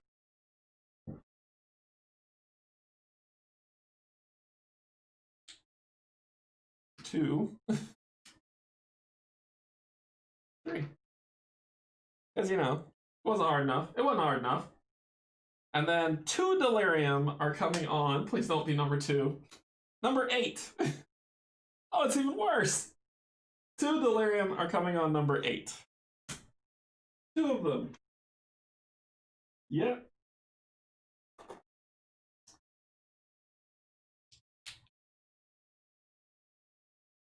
One. I have 1 delirium left. If I can't pull another delirium, I lose. So 2 delirium, a hysteria, and a twisted. Those are the 3. Oh boy. Okay, so you see, it's looking pretty rough. Oh, and at the beginning of the round, boop. So it's time for us to run. So we grab one, we run. What are we gonna do? What are we gonna do? What are we gonna do? What are we gonna do? All right. Felicia's going first. On Felicia's turn, she's going to use this ability to grab the number 3 energy cube, and she's going to place it, as I've been holding it over here, on the crazy train. So this is the train. You can see there's the seats that are there and the driving on its way. So remember, we need 12. Well, it gets 3 of those 12. You only lose if you can't spawn any monsters. You can replace it with a monster of equal or higher horror instead. Oh, I thought it was any if you can't spawn anymore. Okay. All right, cool. So, cool. Cool. All right, so that doesn't make it any better, though. It does hurt.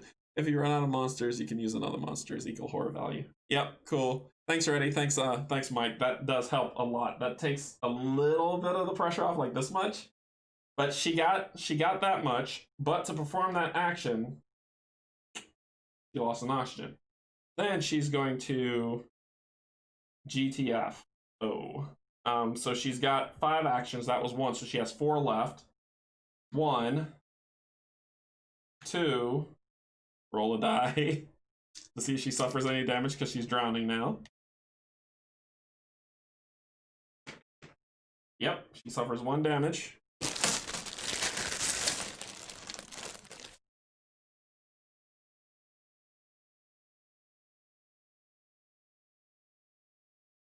So this is 1, 2, 3. Rolls another die because she's starting to drown, but she succeeded, so she doesn't take a damage. And then 4 breaches the surface, takes a deep breath, goes back to 6. So that was her free movement, 1, 2. So she has 5 actions. 1 to get the token. 1 free action to move. Go here.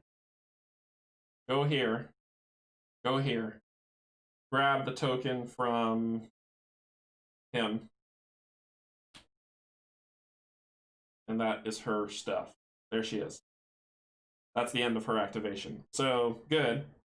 Now her job is to sploosh and go back in and do that every single time. Actually, no. No. That's not what's going to happen. She is going to get this stupid thing off her. So to get it, she rolls an attack. So it's crawling on her. She doesn't like it. She's going to roll 5 dice to get it off of her. He can give her that on the next one.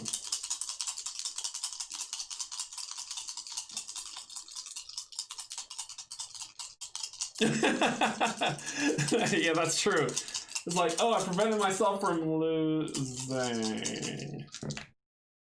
So on a 4 or better, she hits. So she did 3 successes. That delirium has 2 health. It's enough. She kills it. It gets off of her. And that ends her turn. That's her 5.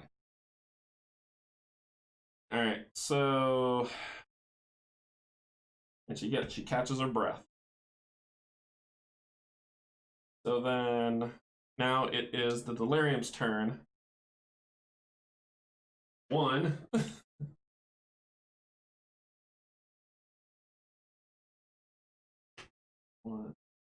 They all move 1. Can they see anybody? Choose an investigator in line sight 1. So they can't see anybody, they're just moving.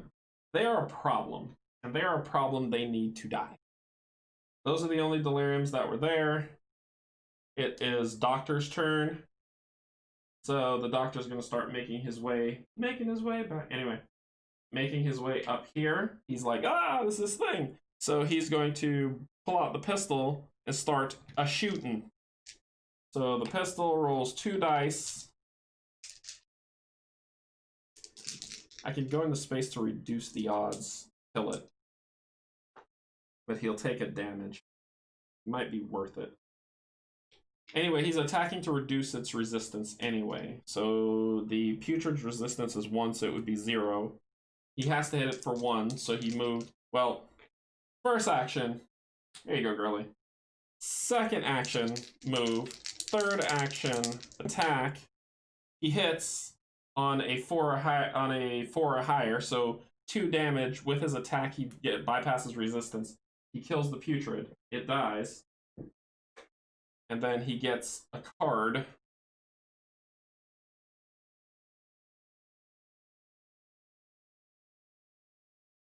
Okay, so let's stay a while and listen. We've been working day and night to excavation number 4. We've been working day and night to excavate the sphere. Its surface is some type of metallic pearlescence green, but the description doesn't do it justice. When you look at it, it looks like things shift, and sometimes it freaking glows. We're just about finished on the harness we'll use to hoist it out of its tunnel. Then we'll really be able to get a good look at this thing. Could this be proof that we're not alone in the universe? Ronald Myers, Chief Mining Operation of Kadath Facility. You may draw 1 search card. An injection gun.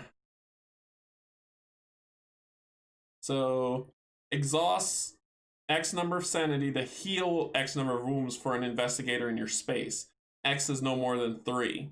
So, it's in my space. It heals. Cool. Very cool. Very, very, very cool. So the doctor gets that. Kind of thematic. Alright. So it was 1, 2, 3 to attack. He has 1 more thing to do. He's gonna stay. No, he's gonna search. Because that was killing the monster. He's going to search now. And he's got an electro rod. An A-rod? E-rod? After a target... I'm sorry, I won't do that again. After a target monster takes at least 1 wound, you may exhaust 1 sanity to move it 1 space. The monster then takes 1 additional wound. Nice. This thing deals some pretty beefy damage. So the doctor has... Let's see how much things he has. He has 1, 2... He has 4 items. That's all he can hold. So anything else he finds, he's got to ditch. Getting that electro rod to one of these guys would be clutch. But that ends his turn. It doesn't matter. We'll have to worry about it later. So then it turns to the Twisted's turn, who moves 1. And then does his attack. Roll 1 of these dice at the end of the attack. The target investigator resolves 1 madness card, otherwise the investigator takes 1 madness. No one to attack, it's all good. Arthur's turn. And Arthur's got 4 actions. I need to get to one of these other 3s. And Arthur's got some stuff with some range on it. He's got some stuff he can put some stank on it. So yellow is Delirium Crazy House.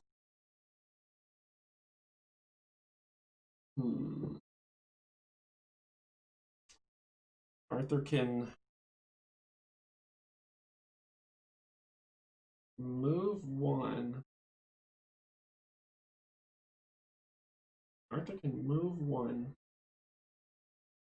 Attack that Delirium. The Delirium has 1 shielding. And it has 1 range reach, so he's got 4 actions. He can only 2 of them need to be to move back to that center. Move away and move back. So he gets 2 attacks on this creature, and I'm not gonna. So 1, and then he's going to. I'm trying to keep this pad clear so that they can make their way through and get this next 3. So he's going to attack that creature range 3 with his lovely gun for 5 range 3.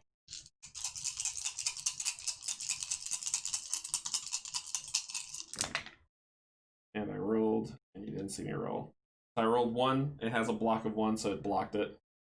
So then my rolls are trash. So then he's going to attack a second time. This is the only other thing he could do. Hey, there we go. 1, 2, 3. So he hit it for 3. It has the delirium has 3 health, but it has 1 shield, so it takes 2 damage.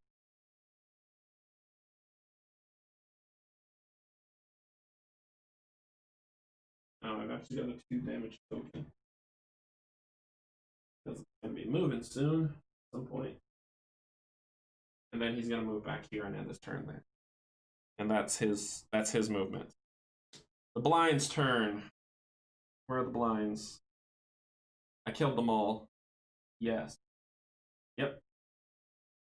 Yep. Twisted. Horrible things. So I killed them all. No blinds. The Hysteria's turn. They get to move 2. 1, 2. 1, 2. 1, 2. 1, 2. And they don't have range. So that ends their turn.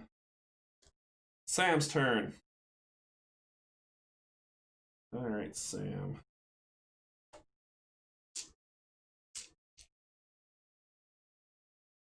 Sam's got 5 turns. Sam is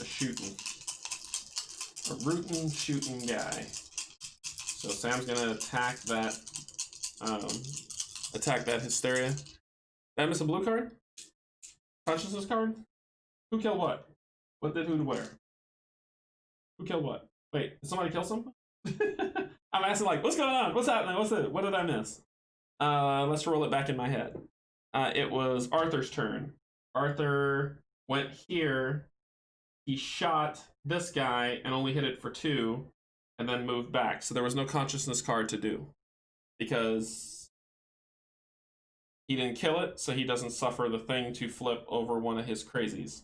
But he's already used sanity. From what I understood from the book, and please, Brady, Matt, anyone else that's on, you don't draw a consciousness card if you have sanity that you've used.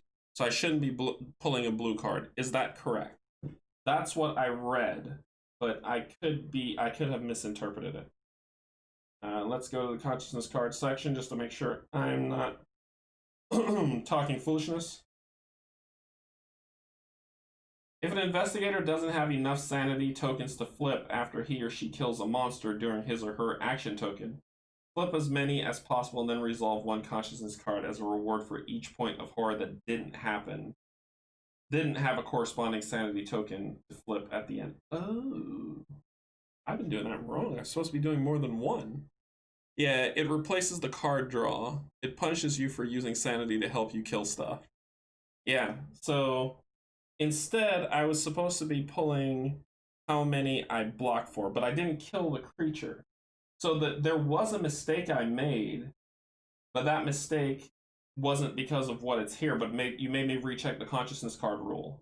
So let's talk about that for a sec before we go on, and then keep typing to me and let me know what I'm missing. So from how I read it, you can only pull a consciousness card if you haven't exhausted any sanity. I've exhausted sanity on Arthur. I've exhausted sanity on Sam, so therefore I couldn't do it. However, if I did for the doctor, if I don't, so let's say the doctor just miraculously rolls amazingly well and kills the Hysteria. The doctor would pull 2 consciousness cards because that's how much horror that's there that he doesn't take. So therefore, the doctor killed the putrid. I pulled 1 card. I was supposed to pull. No, I was supposed to pull 2 for the putrid, but I only pulled 1.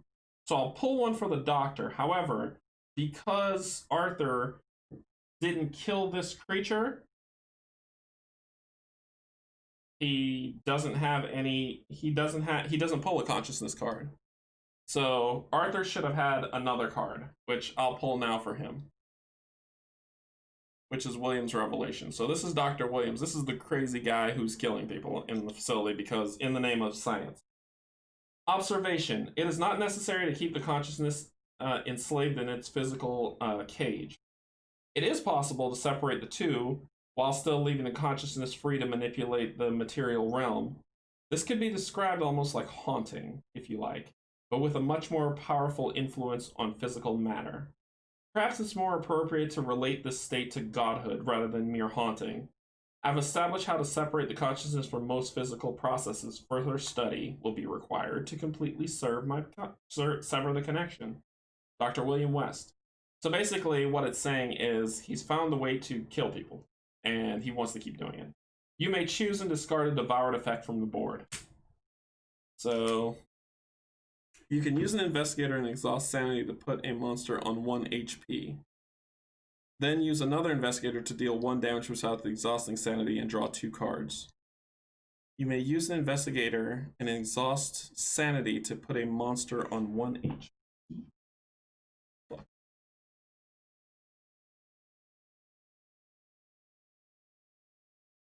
Sanity. What is this beautiful thing that I don't know about? An investigator can always exhaust 1 HP to re-roll a 6-sided die he or she has resolved, and he or she can re-roll it multiple times as long as he or she wants. The only limit to the rule is your maximum available sanity. A 12-sided die cannot be rolled unless otherwise stated. There are a variety of effects or actions that require the investigator to exhaust sanity to trigger them, including many of the effects printed on the investigator card or search cards. Investigator may also be forced to exhaust sanity due to effects of the game. To exhaust 1 sanity, place an insanity token. To restore sanity, to restore 1 sanity, discard an insanity token. Okay, so I can take an action to restore. When the number of sanity tokens equals, that's when madness happens. There is nothing about exhausting 1 sanity to take a monster to 1 HP. Nada. Like, if you exhaust sanity, you won't draw cards, so you might not want to kill a monster with an investigator that has exhausted and lost sanity. Yeah, I know that. It's just, I don't read that one where it says you can... Okay, yep. Yeah, I know that one. So he doesn't draw a card. The doctor was supposed to get 2, which is what I just did, and I have to get rid of a problem somewhere around here.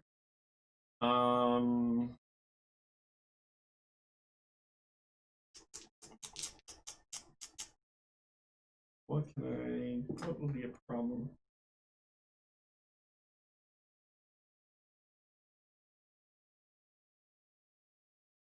The madness one seems ideal. So I'm gonna get rid of the madness token from here because we're not gonna be going here anytime soon. So I'll get rid of that.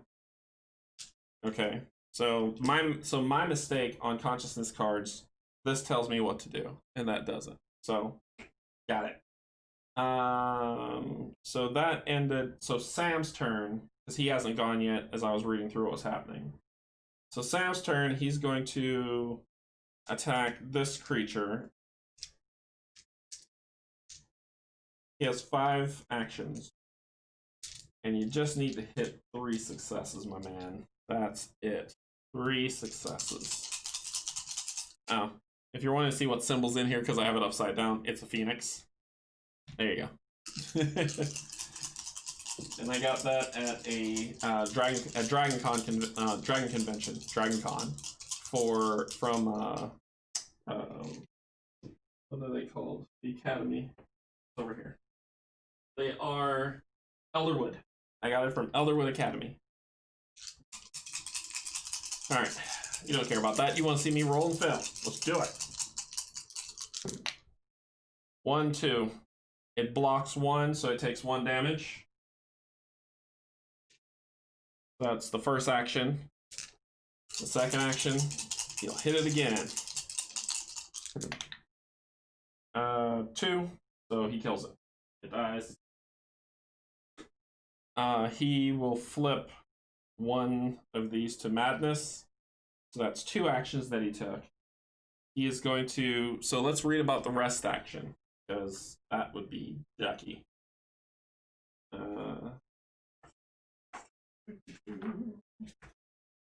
Because there's a lot of things to remember in this game, and I don't remember all of them. An investigator may perform a rest action to discard all of his sanity tokens from his or her investigator card. Okay. Cool. All. So how do I... Madness limit, which is 3 in the game. He or she may discard exactly the same number of madness tokens equal to his limit to resolve a madness card for each point of horror. So I want to, once the investigator has accumulated a number of madness tokens equals 3, for each point of horror from which there's no tokens to flip, the investigator resolves a consciousness card. Set it twice. How do you resolve madness?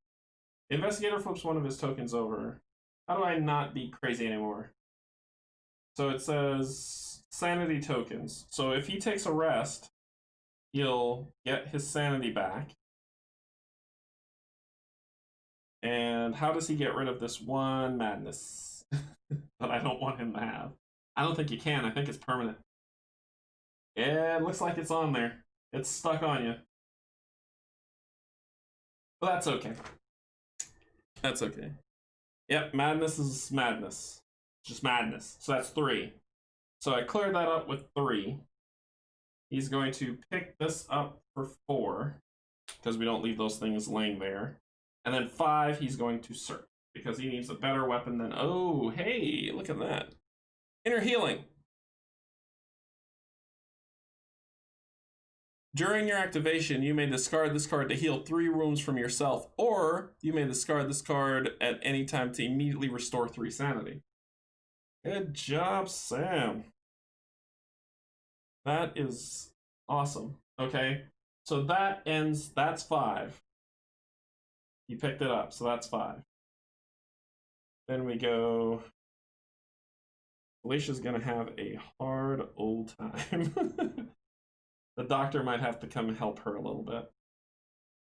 So, let's see.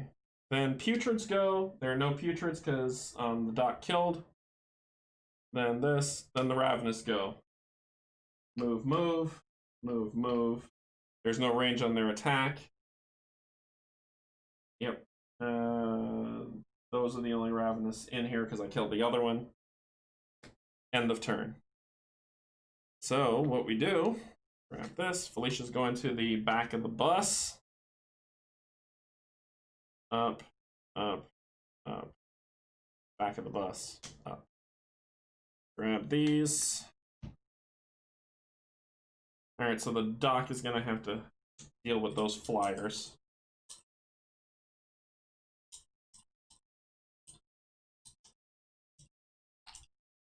A refresh phase.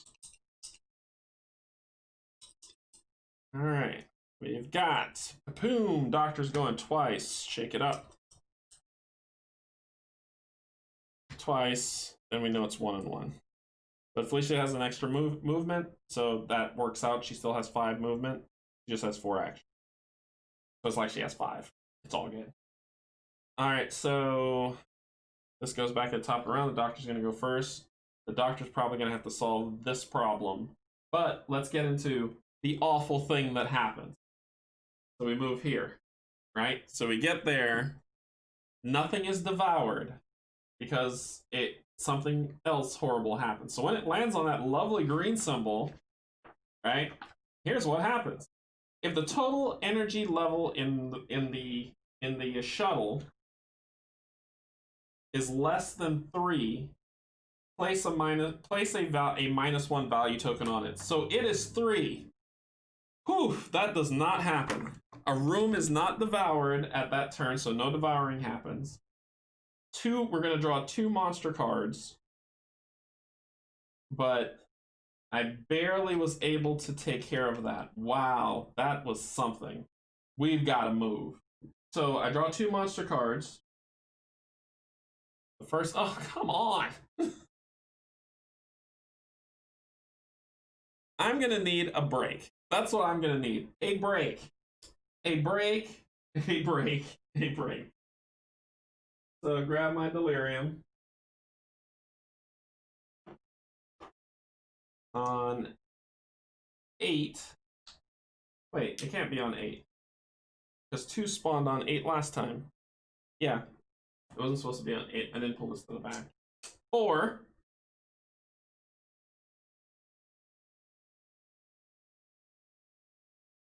where's 4? Here. So 1's there on 4, and 1 is going on 12.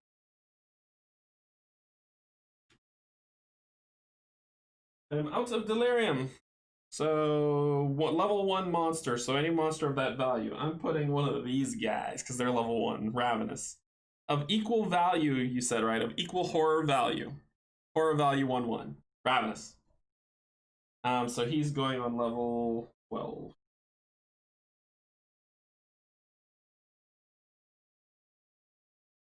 That's 1.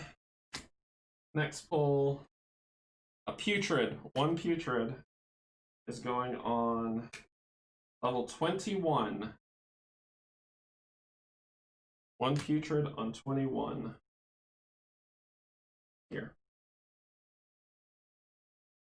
A new token drops. Okay. Activation time. Activation time. So, the doc is going first. He's got 5 actions. He needs to deal with this. Because she doesn't want to deal with this. Because their escape value now for this area, for someone to say, I want to just move through and get through, you have to beat 2 per. Because the delirium... Alright, let's take this up a little bit higher so you can see here. The hysteria's escape value is 2 per, right? So it's not saying, oh, well, you just need 2 and you can run past them. No, no, no, no, no. You don't need 2. You need 2, 4, 6. 2 per. So hers is 5. She can escape it. No one can if we're being honest. So we need to clear this foolishness out. So the doctor can go. He has 5 actions. He can go 1, 2, and then start shooting, because he has the pistol. So, and he's lowering resistances, so their resistance don't mean anything against him. So that's what he's going to do. He's going to go 1, 2. He just splashed in the water, so he's still at 6. Then he's going to attack, but before he attacks, he goes down to 5, which is 3. And he's going to roll for his pistol, and his pistol says that I roll 2 dice, but if I'm in the same space as them, it's 3s or higher. 4 and 5, that's 2 damage on 1. That kills one of them.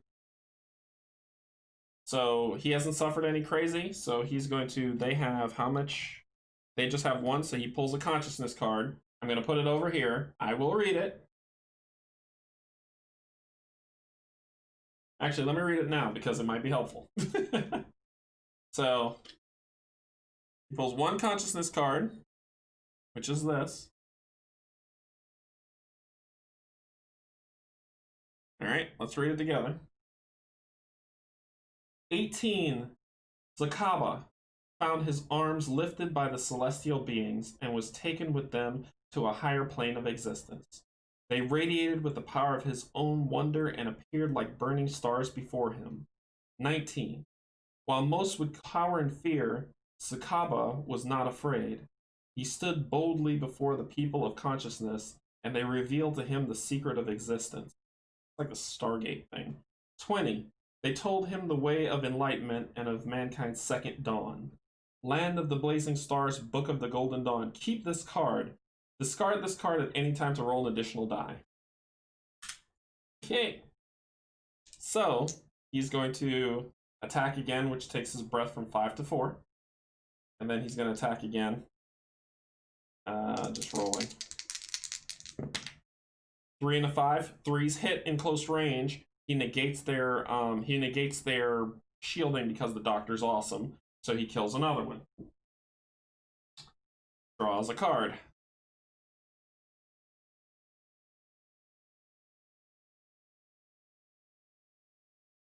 Okay. Cool stuff, cool stuff. So it says, I've successfully engaged with the sphere. And this is Williams Revelations number 2. I've successfully engaged with the sphere. It's not an entity in the sense that we would normally think of a single isolated being. Rather, it's a glorious chaos of consciousness, each lured, leached, or coerced from other dimensional planes and condensed into one relatively microscopic physical space. These energies, these selves, would boggle the mind if one were actually able to see them all. Is it possible to contain a cosmos in the head of a pin? The answer from the sphere seems to say yes. You may choose and discard a devoured effect from the board. Okay. So I'm gonna go in the ditch. I'm gonna get rid of this one because this one says. Actually, no. I would never step on that. Wasted. I would do.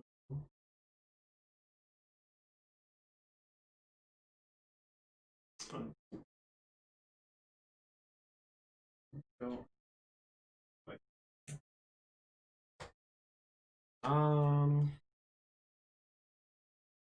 Which one? Which one? Which one? Anything that gets me closer to the goal. So let's start clearing some paths here. I'll get rid of this effect because I gotta come here or here, and taking one of these is not cool. And that gets rid of that. So he did a move 1, move 2, attack, attack, which is 4, and the escape value seems to be decent. So he's at 4 breath.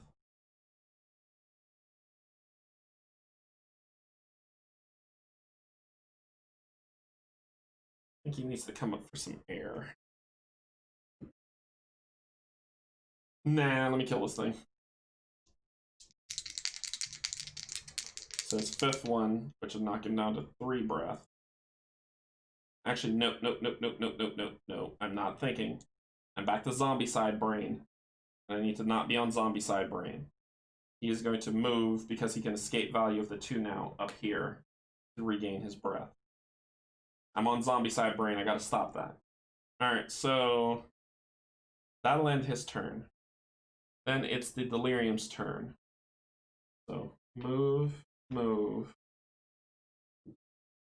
move, move. Can't see, can't see. So next turn they are gonna see though. Move. So there we go.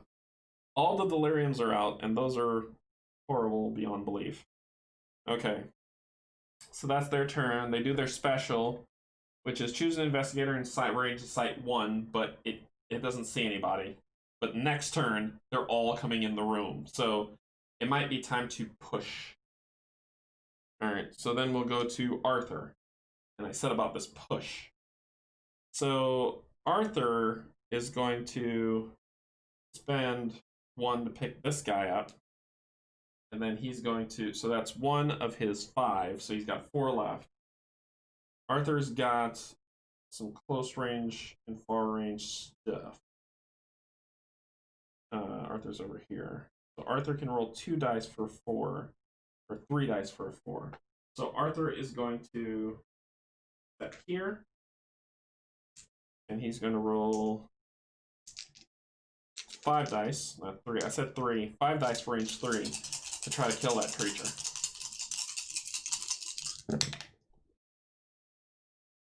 Fours or higher hit, so he hit it for 3. That is a Delirium. It blocks 1. It already suffered 2 damage. It had 3. It dies. So it dies. He converts another one of his here to. He's almost about to pull a Madness card. So that was 1, 2, 3. Ooh. That's 2. They're coming up the stairs, and they can hurt him bad. Like, he can get pulled towards them. Dang. So, 1 pick up, 2 move, 3 shoot, 4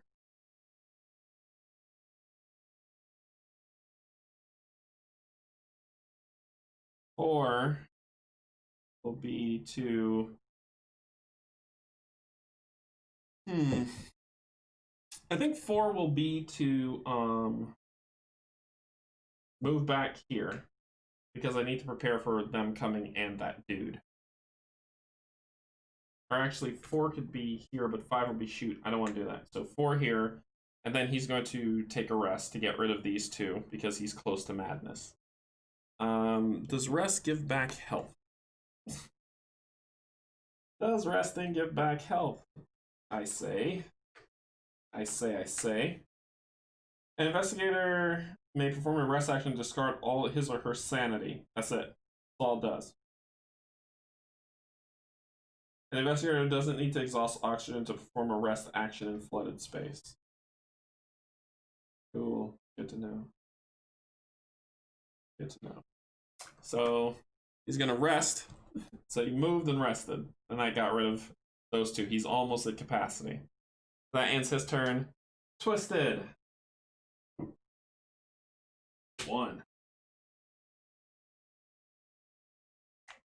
Then nobody, because the twist doesn't have a range on that. Then the blind. There are no blind for once. And then Sam. Alright, Sam.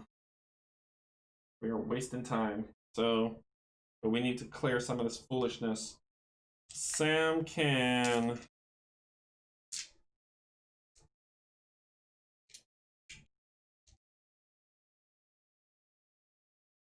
Sam has 4 actions. Sam can move 1.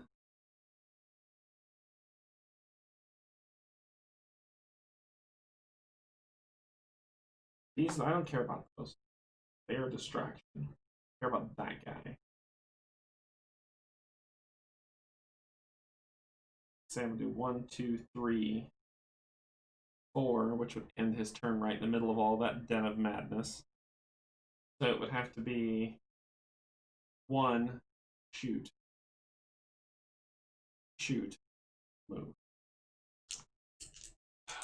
Boy.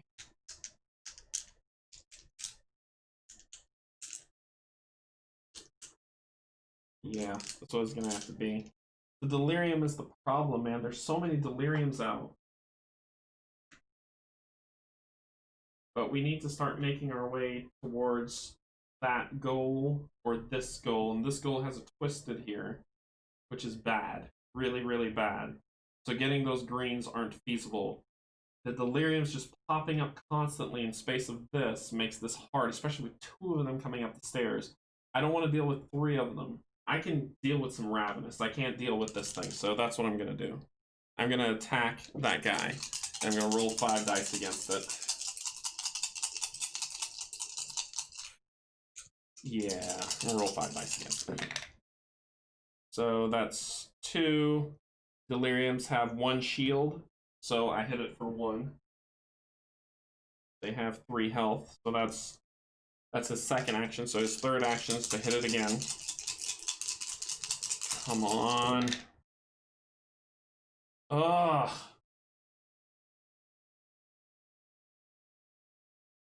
One hit, it blocks it. You know what? I'm gonna stay here. I'm gonna stay here. I'm gonna stay here. I'm gonna exhaust a sanity to roll 2 more dice. I just need to hit it.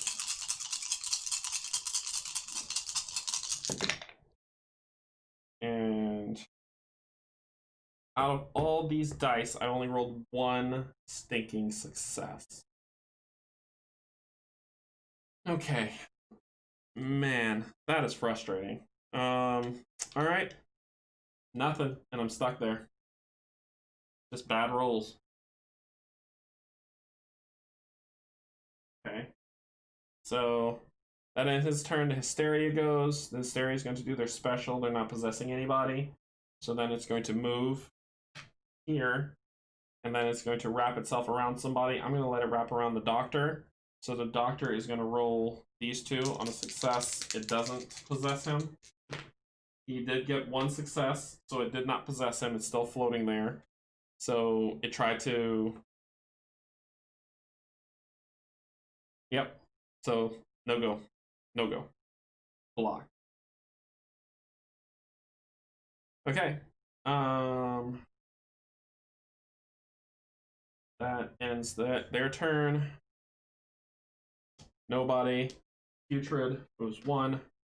Then it is her turn. So she is going to move. She has 4 plus the free move action, so she can do 1, 2, 3, 4, 5. So she's going to dive in. 1, 2, 3, free move action, 4, and then 5 to access this with her clue token.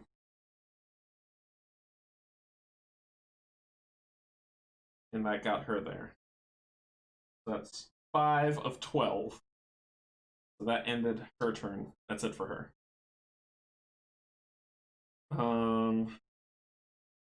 Then they move. So he moves 2 to attack. Well, 1, 2, or 1, 2, and I get to decide.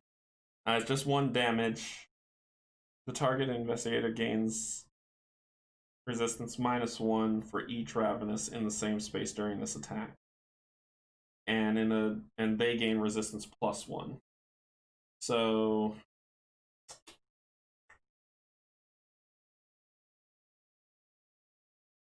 one, 2. And then it'll attack the doctor. Because the doctor can knock past its resistance. So the doctor's gonna roll, it's for 1 damage, so he just needs 1 success. He did not roll it, so he takes 1 damage. DiMaggio, I think you can use attack powers like the SMG one during combat, like you can roll, then choose to use it.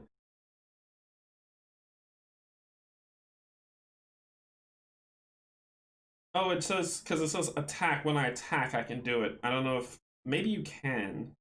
He takes 1 damage. Let me make sure I don't miss the doctor, because he's covered with everything. So that ends the doctor's turn. Sorry, not the doctor's, the ravenous turn. Oh, no. These ravenous move here. And then they're gonna attack, Arthur. So Arthur gets, because it's a devoured space, he only gets to roll 1 per each. Success on 1, but he takes 1 damage. So Arthur goes to 3. Okay, that ends their turn. End of the round. Doctor goes to the back, Arthur goes up front, then Sam, then Felicia, then the doctor. Alright. I need to get those other tokens. I'm screwing around here. So. Flew out my hand? Something flew out my hand, didn't it? Yeah, it did. It went somewhere. I wasn't looking, and it flew out of my hand. It flew on the floor.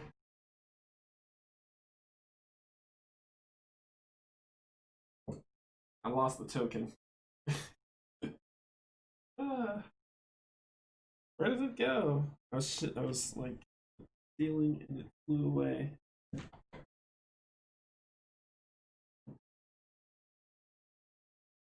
It's probably gonna, oh, there it is. No, but it's gonna pop up somewhere. Not here, not here. It went flying somewhere, so let me find another number 1 token.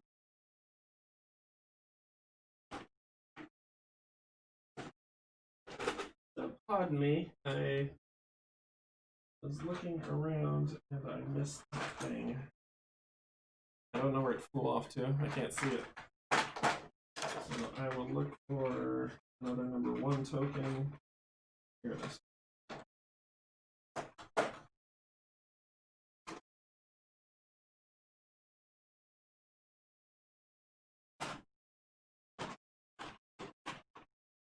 Okay, so 2, 1, 2.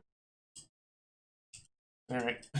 I was like shaking stuff in my hand, and there was like the hole that was right here, and it just popped right out.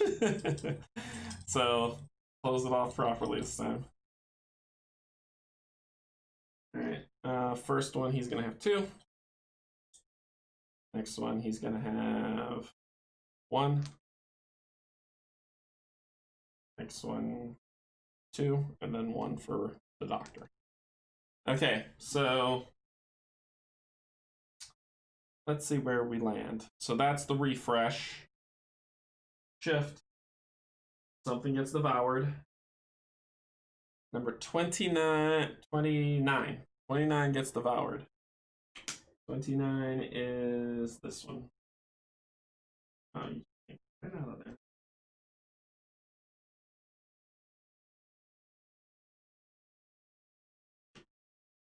And grab a lovely, lovely thingamadoohickey thingy and put it. Better for it to be at the door. And then we spawn 3 monsters. So, blinds. One spawns here because, you know, fun time. And then one will spawn on 21.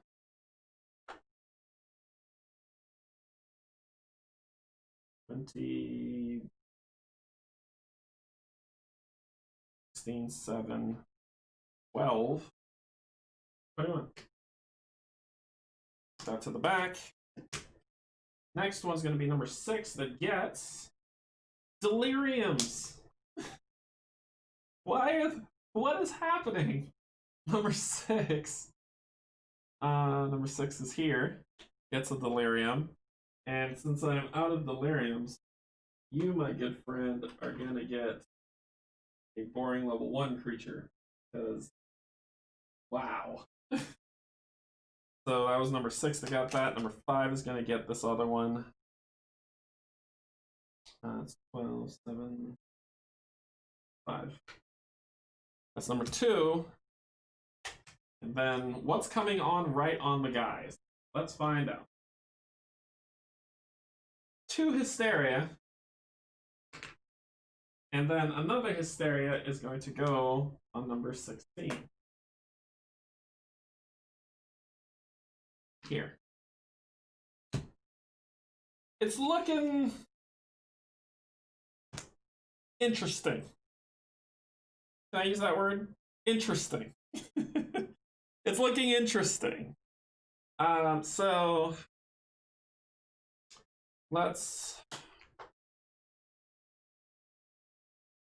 we're about halfway. Stay for the horror. Come for the paycheck.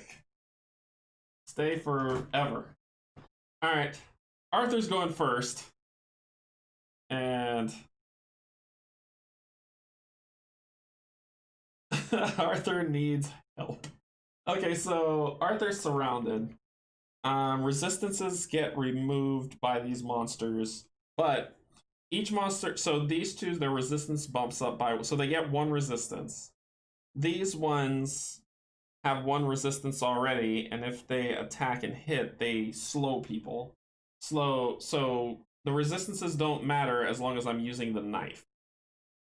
If I use the gun, ugh. So I'm using the knife. And I'm going to exhaust a sanity. Because he's just, I mean, he would go crazy. For an extra die. And a -1 target. So you roll 3 dice. I don't know if I want to do that. Sure. Sure! Actually, wait a minute. So I can use the utility knife or the crowbar. If I use the crowbar, I roll 3 dice without spending a sanity. If I use the utility knife, I kick down the resistance for 2 dice, and I use a sanity. I think I'm going to use the utility knife, because, yeah. So, he's going to attack, well, they're all local, so if I hit, we get to spread the love. Talk die. Okay, so 2 successes. So he hits 2. Both of them, even the Ravenous, have 2 health, so the first action kills something. Just don't know what, and then he's going to go crazy. These guys. So he kills that. He has a horror of this. He's got 3 madness. So now you get to see what madness does. You wanted it? You got it. Madness. Glimpse of the future. Hey, look at her. How you doing? Welcome, welcome. So, you see the horrible thing that's at the bottom? That's right, that just happened to me. So, it says, looking out through the porthole, you frown. There is something pushing through the murky depths, slowly coming into view through the dark and the silt.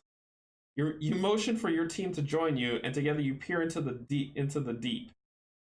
That's when you see it. The future unfolds before you, a sweeping vision that wraps across continents.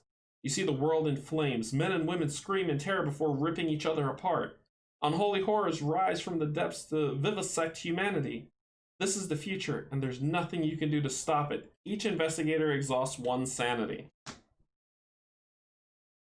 One. One.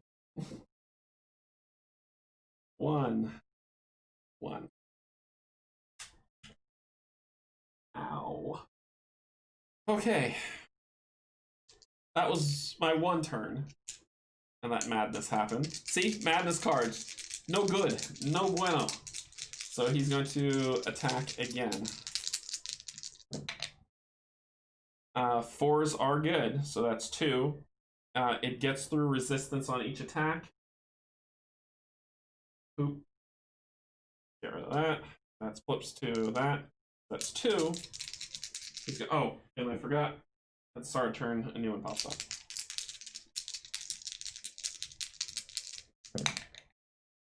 So 6, 6, and 4. That's enough. And I can spread the love. So 2 kills 1, and then 1 takes damage. When you're in melee, when you hit, you can hit more than 1. When you're in range, you can only hit 1. So that one suffers the damage. So that was 1, 2, 1, 2, 3. So that was my third. I didn't use any that time. And he has a madness, not 1, so he actually gets to pull a 1 consciousness card.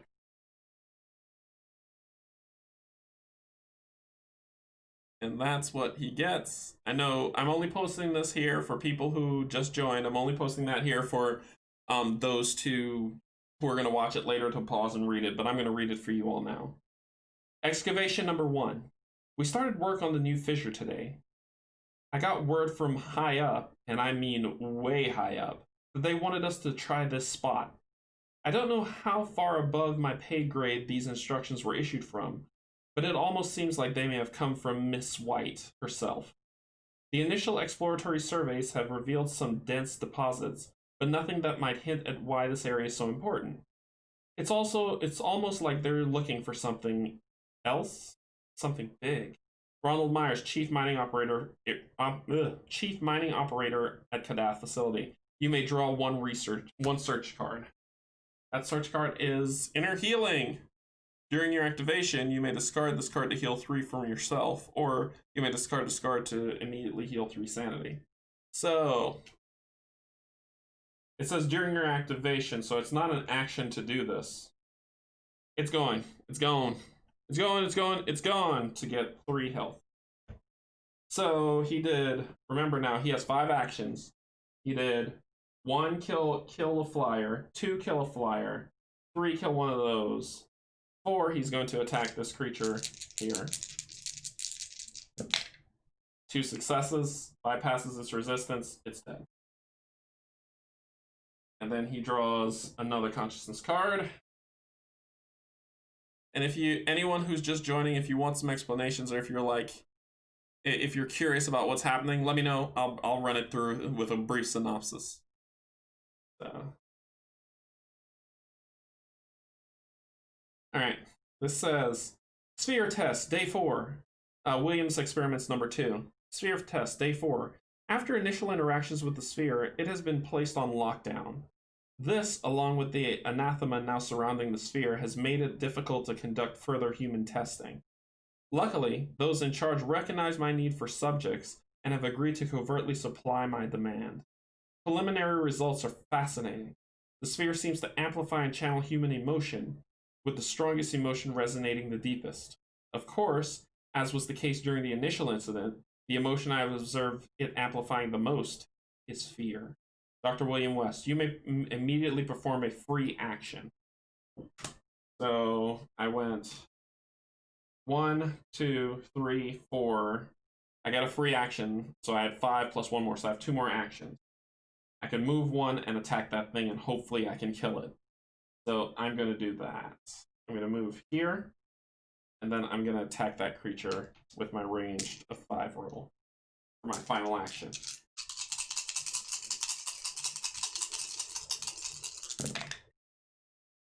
Nope, nope, nope. 4s are successes. Thank goodness. Thank goodness. The creature has it has 1 to block, so I hit it for 1. But I'm going to burn a sanity to roll another die.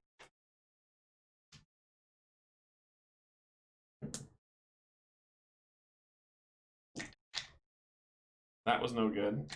So it suffers 1 damage. So it's down to suffers 2 damage and it's down to 1 health. Thought I could kill it. That would have been so clutch. Okay. So that ends his go. He did well. He cleared up some of the nasty, but it was too much to ask. He's really going through it, so it was too much to ask. Delirium's turn. Move. Move. Move. That's dangerous. Yep, so that's Delirium. So Delirium says special. Choose an investigator in a sight line of 1 space and roll the die. Nope. Yes. No. So roll the die, and on a weird purple symbol, not that symbol, move the investigator into delirium space. An investigator must take 1 wound for each delirium in the same space before performing a move action. So the delirium then attacks. So it's going to attack her. It's going to do 2 damage to her if it hits her. 2 6s. She blocks them both. Thank gravy. Okay, so she doesn't take any damage. She blocks it all. And that ends their activation. Oh, no. You move yourself. Because you're a delirium too, and you get to be somebody. And then you are going to attack. And we'll say you'll attack creature. Sam. Sam blocks 1, but he takes 1 damage. So Sam takes 1 damage. Then that ends their turn. Nothing. The Twisted moves 1. Then it's Sam's turn. All right, Sam. Let's kill this thing, please. Sam's got the axe. 2 dice.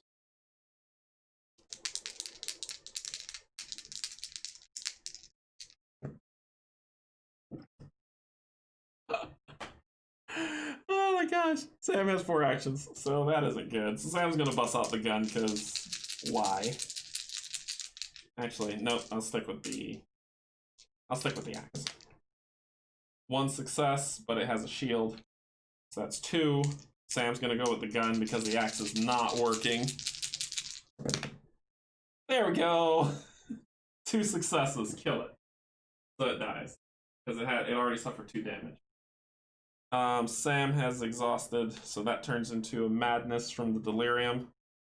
So that was 2 actions of his 4. They're coming. This one's gonna be a problem soon.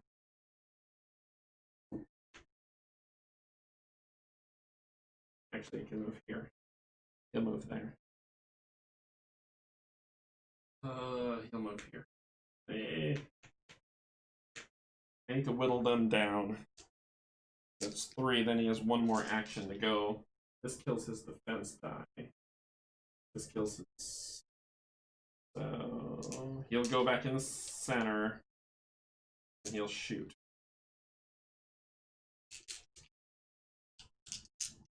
Yeah.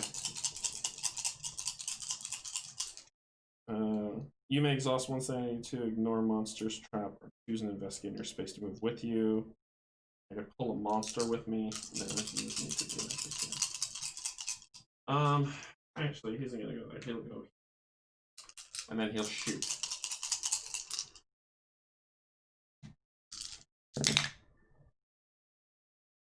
5s are successes.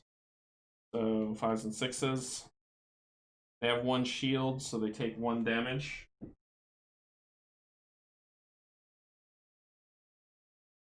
It's not looking good. Alright, that ends his turn. The blind move. The blind moves once, attack and special. If it can see an investigator, it weakens it. So the blind, how many blinds? This one and this one. So this one comes here. Can't see anybody. This one comes here. Because that raised thing platformed there, I'll say it can't see him until it gets into the room proper. And that ends their turn. Nobody. Hysteria. There's 1 hysteria here. It's going to try to wrap itself around the doctor. The doctor's going to roll. And the doctor gets possessed. Then it is going, that's the end of its turn.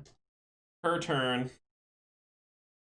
She will take a damage when she runs away. She needs to. She's down to 2 breaths. So she'll take a damage to run away. 1, 0. -1. Drowning. Takes a damage. Then she steps up out of the pool. Refresh her breath. So that was 1, 2, 3. Free movement. So she has 2 left. So she is going to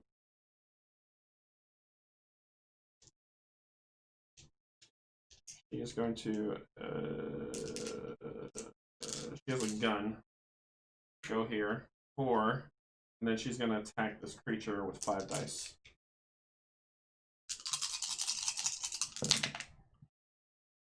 Two successes.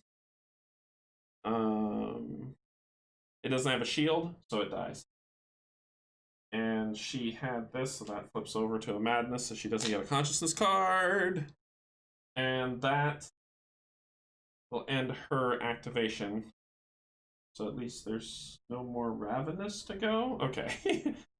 So that was 5, right? So 1, 2, 3, free movement 4, 5, and then the attack. And that's all her movement. Putrid! Yay! Yep, it's not, it just keeps sludging forward. No one's there. Then it is the doctor's turn. Doctor has this stupid thing wrapped around him, so he's going to break out ye old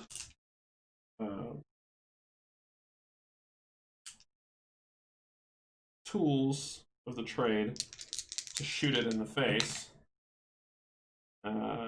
So that's 1. He ignores their defense, so it takes 1 damage, and then he'll do it again. 4 hits, so he kills it. That's off of him. He loses 1. He is then going to, so that's 2 that he did, and he's got 2 more. He's going to go 1, 2 here. Now we gotta get down there and get this stuff. Okay, so that ends his activation. There are no ravenous. Yes, they are. There's a ravenous right here. Move, move. It can't attack with ranged, and that ends its turn. All right. So let's see. You could put a door on where the putrid just went through. You could put a door. Oh, shut the door and let them see if they can bash it through. Yeah, I could. You're right. So Arthur's going to the end. Delirium's going to do some damage first. They're moving on up. All right. Table space is challenged to the max. I'm using all of my table space for this scenario. It is crazy. All right.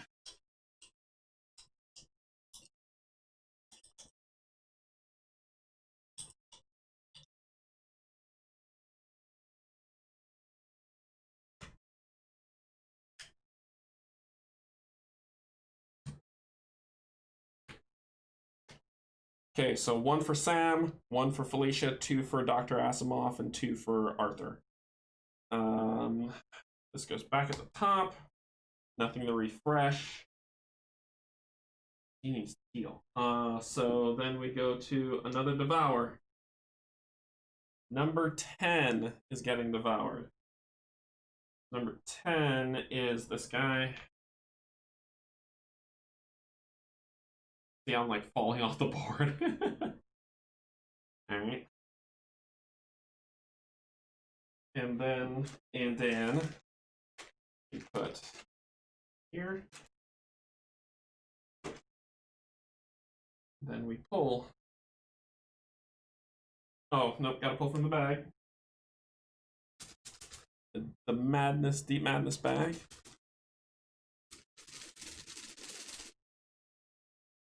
A -1.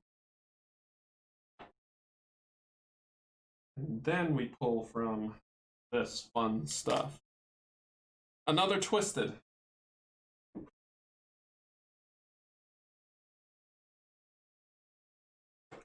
Is this the part where I start just kind of like whimpering? Like so 1 Twisted.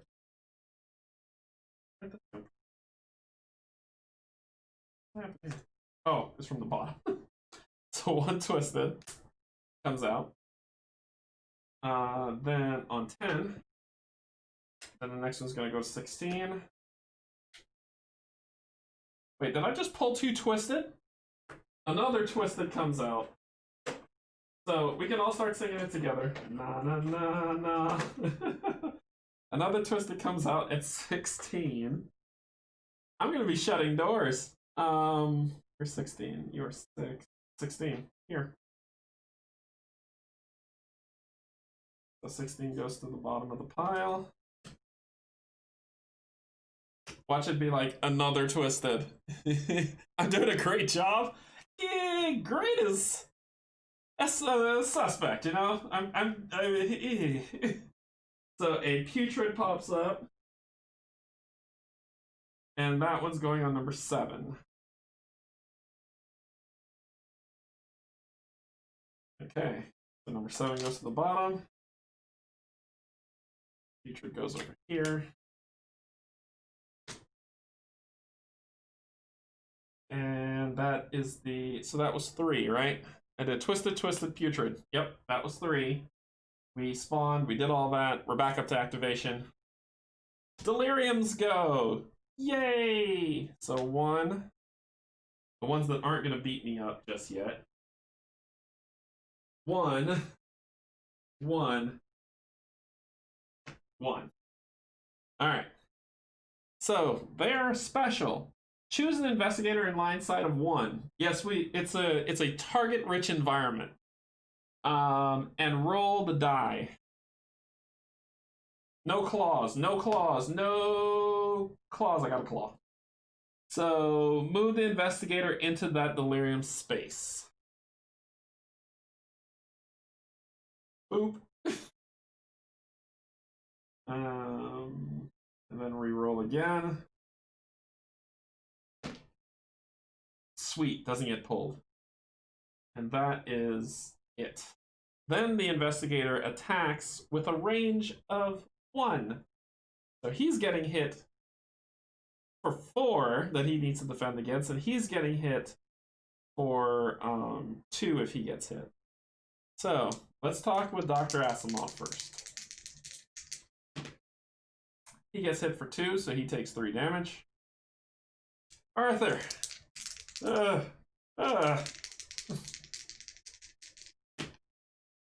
2 damage.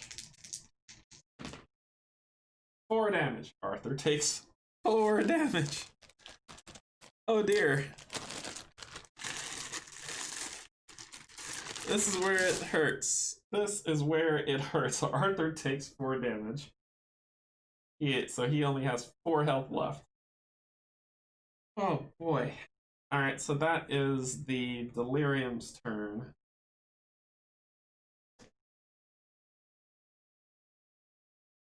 And also it says an investigator must take 1 wound for each delirium in the space when it tries to leave. We're not going anywhere. Sam's turn. Sam. Sam. Sam. I'm going to use this inner healing.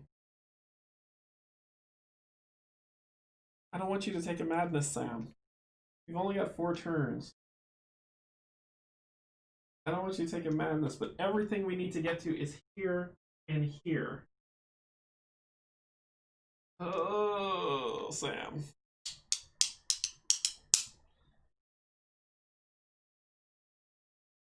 I gotta spend 1 to rest and not take a madness.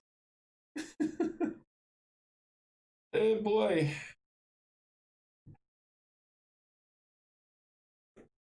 So he has 3 moves left. 2 moves left. And he is going to use both of them to attack. Miss. Complete and utter failure. His weapon is trash.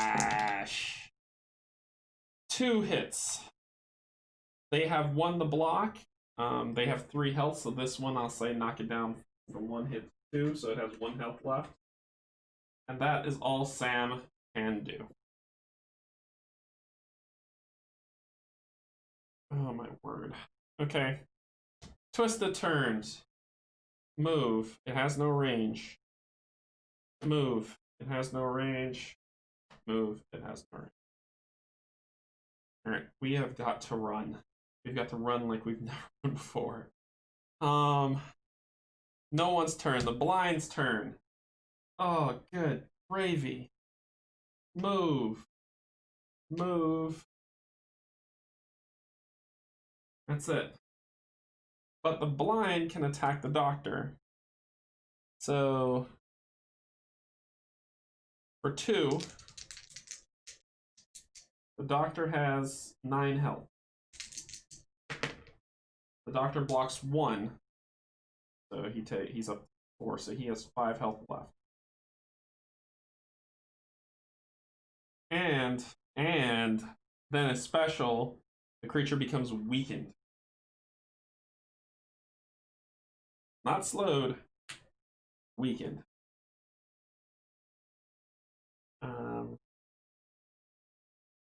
Line of sight. And remember, it's a raised platform, but it does see the doctor, so it can't hit the doctor with the same. That's the end of that. Felicia's turn. Get in here and help these fellas, lady. So she has 4. So 3. And then she's just going to start shooting. Who can I hit?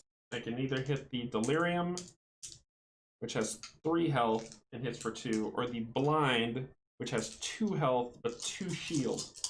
We're going to hit the Delirium.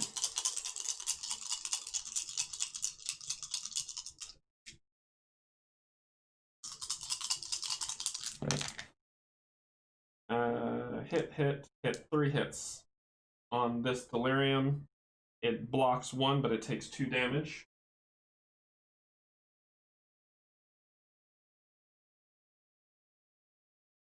So let's see, she was here. She did 1, 2, she has 2 more. 2 hits, it blocks 1, but it still dies. She doesn't have anything to pull, so she pulls a consciousness card.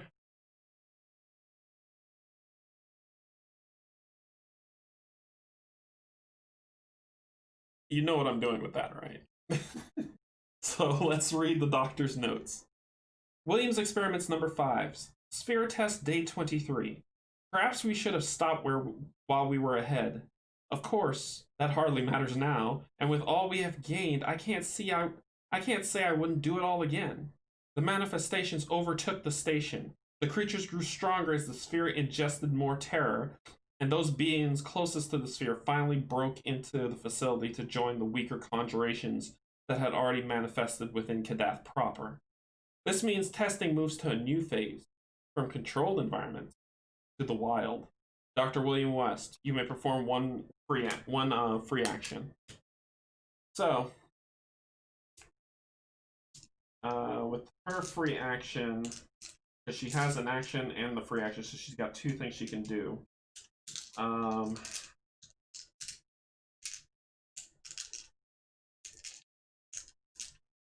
putrid. Hysterias are next, and then the putrids. Hysterias I don't care about. The putrid I do, and my range is 3, but I'm saying if they can't see, she can't see. So I'm going to play it fair. But she's going to shoot that. She's going to shoot that blind. She's going to shoot the blind. 4 hits. So 4 hits. It blocks 2, but it has 2 health, so it's enough. It kills the blind. It pulls another consciousness card. You may heal 1 madness. Sweet! And she has 1 action left. Outbreak number 9. Station Commander Terrence Wade.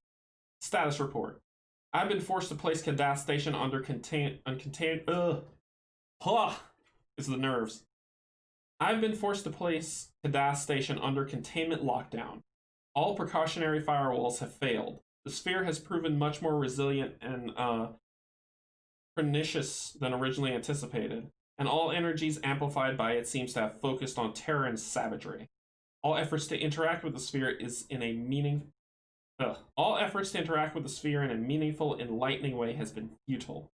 I recommend that all further submersible runs to Kadath cease immediately until the station can be brought back under human control. Terrence Wade, Station Commander, Kadath Facility. You may heal 1 madness. Thank you. Toasty. And then, because that was a blight, yeah, blind was 1. And then, she's going to attack this ravenous dude on her final turn. 2 damage. It doesn't block anything, so it dies. And she draws another consciousness card.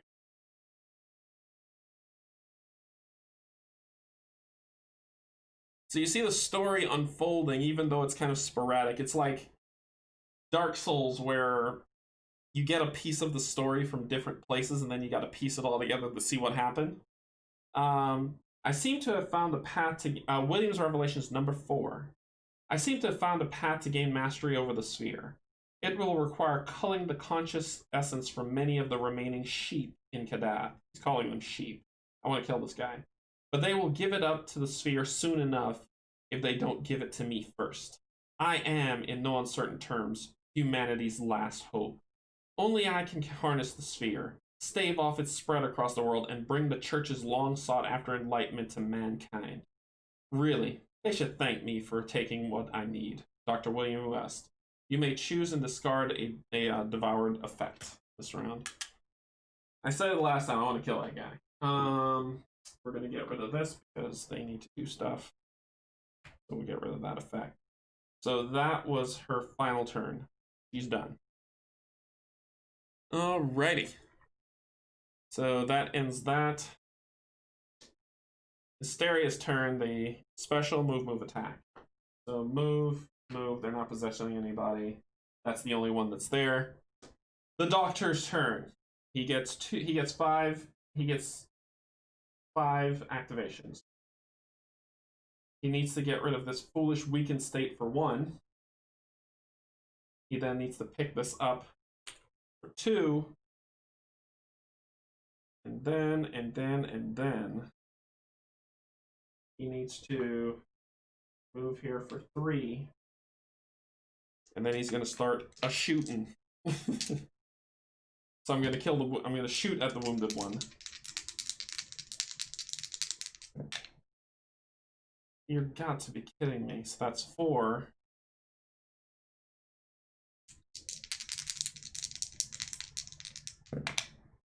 There we go. That's 1. It bypasses its resistance. Its resistance of a delirium is 1, so I hit it, I kill it. The Doctor's the only one who can bypass resistances. That's just his ability.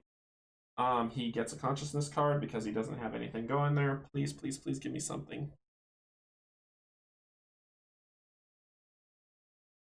the Book of the Golden Dawn. It is the Wild Wild West. So the Book of the Golden Dawn. Golden Dawn, number 5. 4. In the last days, the Savior will arise from the oceans, freeing mankind from the shackles of the baser dimensions.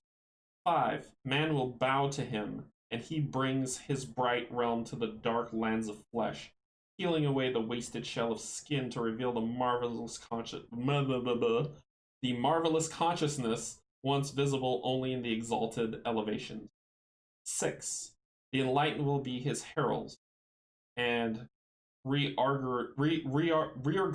Ugh.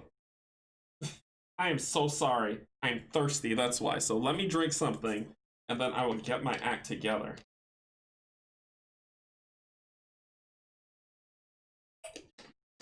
Okay. Let's try that.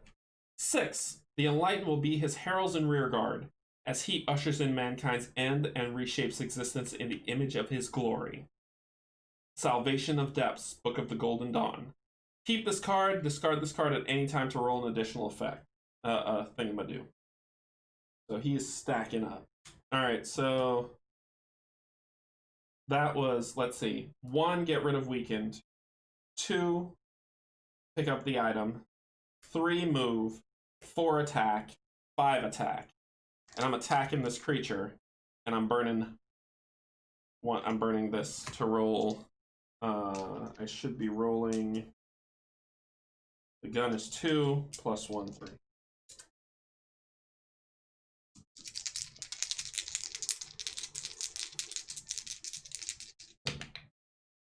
Hey, 3 damage, and it bypasses its thing because it's the doctor. The doctor kills the delirium in one fell swoop. He is MVP.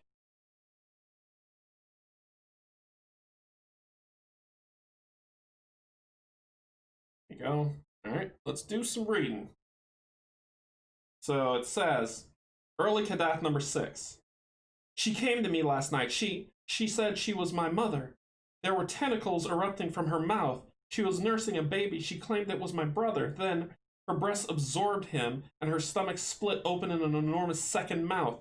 My mother died during childbirth 20 years ago. I have to get out of here. I must tell them to close Kadath down. This place is evil. It's destroying people's minds. Will I kill someone too? Edgar Case, lead engineer at Kadath facility. May heal 1 wound. Oh yeah. So he heals, goes down to 3. That's the doctor's 5. Clutch. So 1, get rid of weakened. 2, pick up the item. 3, move. 4, attack. 5, attack. That was a heck of a good move. Good job, Doc. I mean, we're gonna get run into by all this stuff next, but good job, Doc. That was very good. Okay, so Putrid goes next. Putrid's gonna move lovingly right here. And then it says, roll this die. And on teeth, target investigator must discard a search card. And then, yeah, and that's its attack. So it attacks for 2. Boom. No teeth, so no discard. But it attacks for 2 damage. Who's gonna take it? It's either the Doc, Arthur, or Sam. Sam's gonna take it because Sam Preach doesn't want people to get hurt. So that's that. After Putrid takes wounds, each investigator takes a wound. So yep, it's fine. So that's its move. It's Arthur's turn. Arthur's got 5 moves. Ah, here's the token. I told you I'd find it. It was on the floor. So I'll put it over here. Deal with it later. Alright, so Arthur has 5 moves. We could die if we attack that Putrid. Twisted is a coming, but Sam goes first next. So Sam goes first next. I don't want any of them to take damage by shooting this Putrid. The Putrid's escape value is 2, so all of them can move. His range is 3, but he needs to stay here to be able to hit them. He can kill the blind, or he can kill Lil. Green is a horrid place to go. Yellow is our best bet. So he can do 1, 2, 3, 4, 5, and just be here, be ready to go next as a rush. That creature will move back 1. Does it have range? It does not. But it does gain range when it moves, so it can attack him next. And Arthur's not doing too great. Arthur needs Felicia to heal him.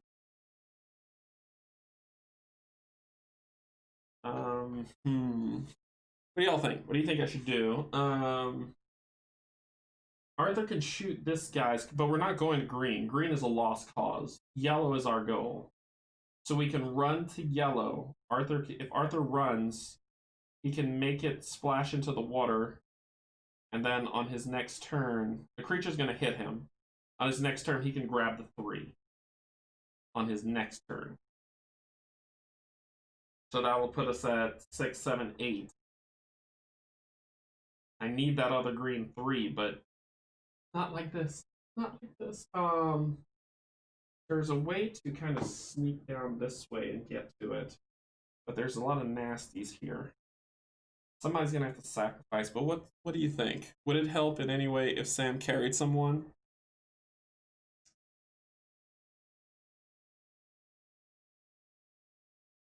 Sam could pull... The thing is, I can't attack the putrid until... And Sam would do that. He would use an act... But he would spend the sanity. The problem is if he spent... Oh, actually, you're right. You're right. Sam can pull out and attack the putrid next, but right now, Arthur needs to decide what he can do. He can't attack the putrid.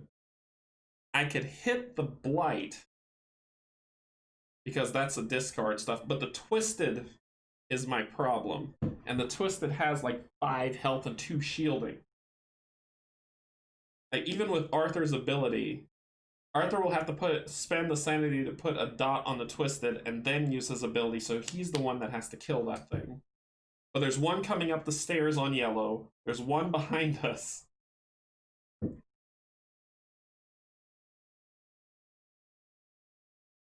And the twisted will be able to attack us next round anyway. This is a tough one. I'm caught between an odd place because I can have Arthur attack the twisted, but it has 2 shielding. Arthur's 4s turn into attacks on...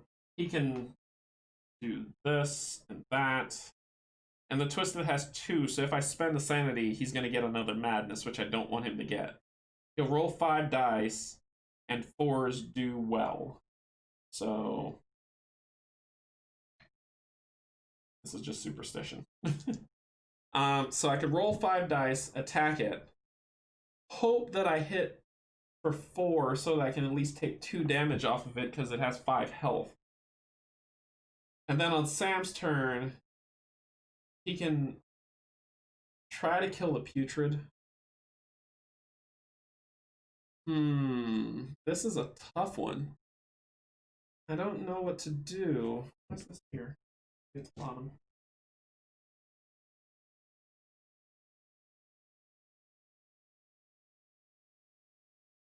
I need to get to that yellow. See, Sam could just kind of say, hey guys, I'm just gonna move, and he'll dunk into the water, get where he's gonna get. But if something spawns in his space, he's screwed.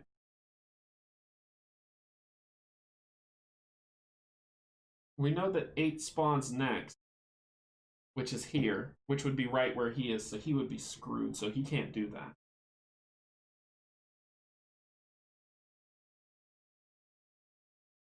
And if he dives and starts attacking stuff, that's not going to work either.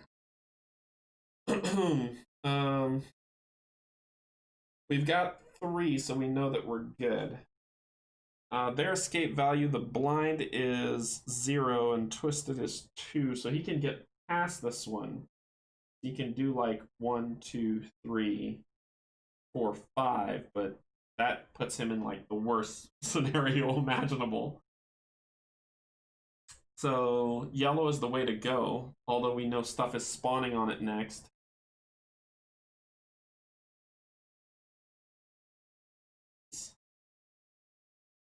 I need Felicia to heal him, but Felicia's turn.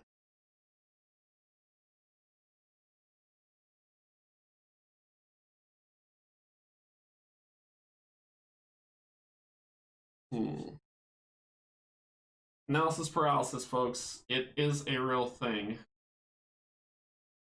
I tell you what he's going to do. He's going to spend his first action to attack the blind.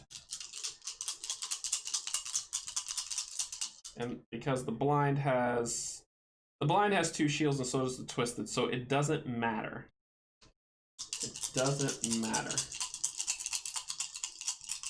He's going to attack the blind. So 4s and higher, 3 damage. The blind blocks 2, so it takes 1 damage. And it has 2 health. That was 1. 2, he's going to attack it again.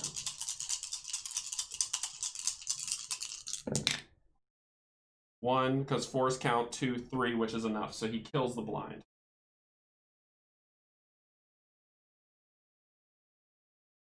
He had used one of these, so he has 2 crazy. So that's that. So that's 2 actions, so he's got 3 left.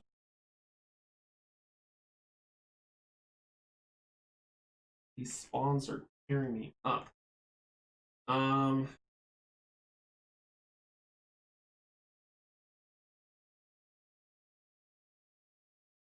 He is going to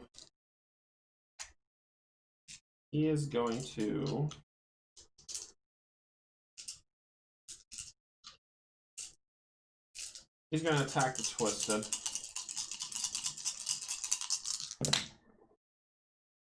Three damage. It blocks 2, and it takes 1 damage of 5.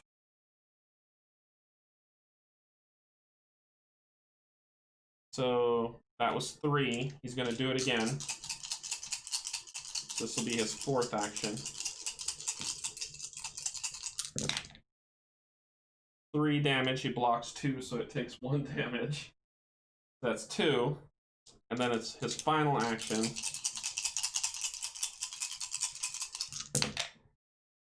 Three damage, so it takes 1 damage. So it's at 3 damage, so it has 2 health left. Oh boy. Okay. Yeah. Okay. That ends everything that he's got. Alright. Cool. So then it's Ravenous' turn. There are no Ravenous on the board. I cleared them out. That ends the round. Sam's going to go first, followed by Nobody, then Felicia, then the Doctor, then him, then Nobody at the end. Okay, Sam. The people I need to have 2 actions this round are going to be Sam and Felicia.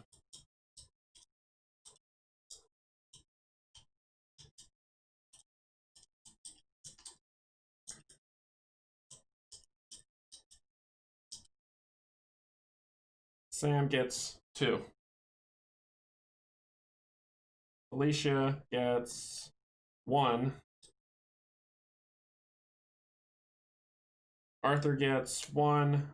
Dr. Asimov gets 1, and Arthur gets 2. Top of the round. We refresh. We move. Something horrible is happening. So nothing's falling in, and I'm going to 3 monsters sets are going to pop up. So what happens? So here's what happens when it hits. What's it on? Blue? On blue. Nope, that is not what happens. No. This is what happens. If the total energy level in room 30 is less than 8, place a -1 value on there. So now This -1 comes on here because I have 5. So basically, it said I would have had 8. So this is a run thing that I'm not doing well. So now, instead of 5, I have 4. So I got to resolve. I still need 12. Man, this is hard. Oh, and three bad things are happening. 3 ravenous. The first ravenous is appearing in room 8. The second ravenous is appearing in room 12.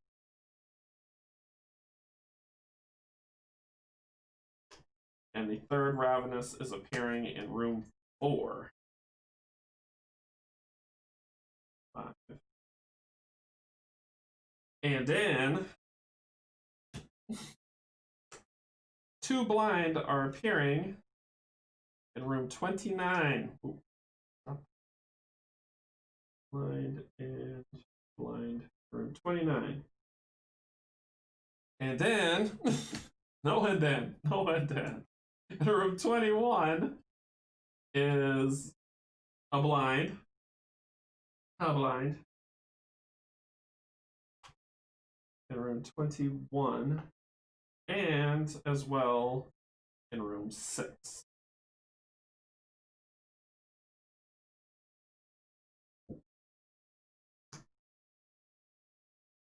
And that is 3. Ravenous, blind, and blind.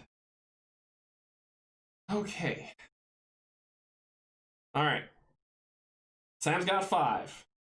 Sam's ability, as a move action, I can exhaust the sanity to pull somebody with me. Sam's gonna go crazy if I do this. But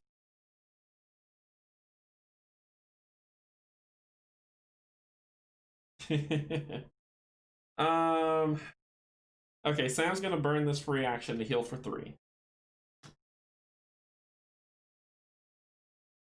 He heals up fully. Then he's going to grab Arthur and move here, picking out a sanity to do that. That's 1.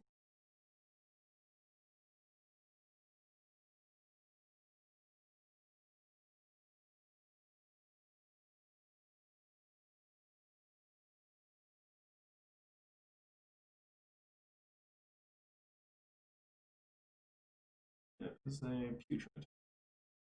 After putrid token takes wounds, each bastion in the same space takes 1 wound. I don't want the doctor to die. The doctor has a heal that he can exhaust to heal himself, but no. So that's 1. Oh, it's such a wasted move.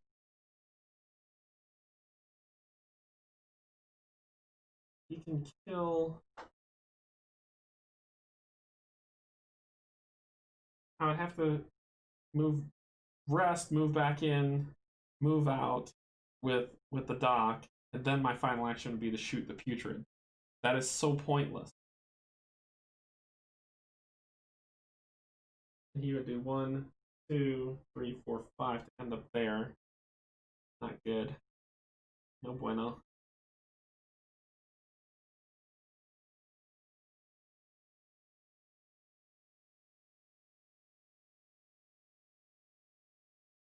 Oh, goodness. And the putrid could pull me back anyway.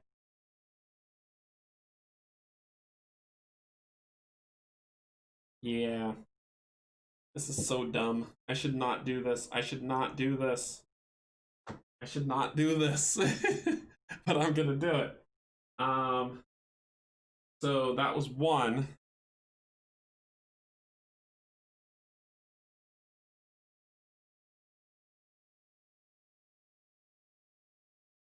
2.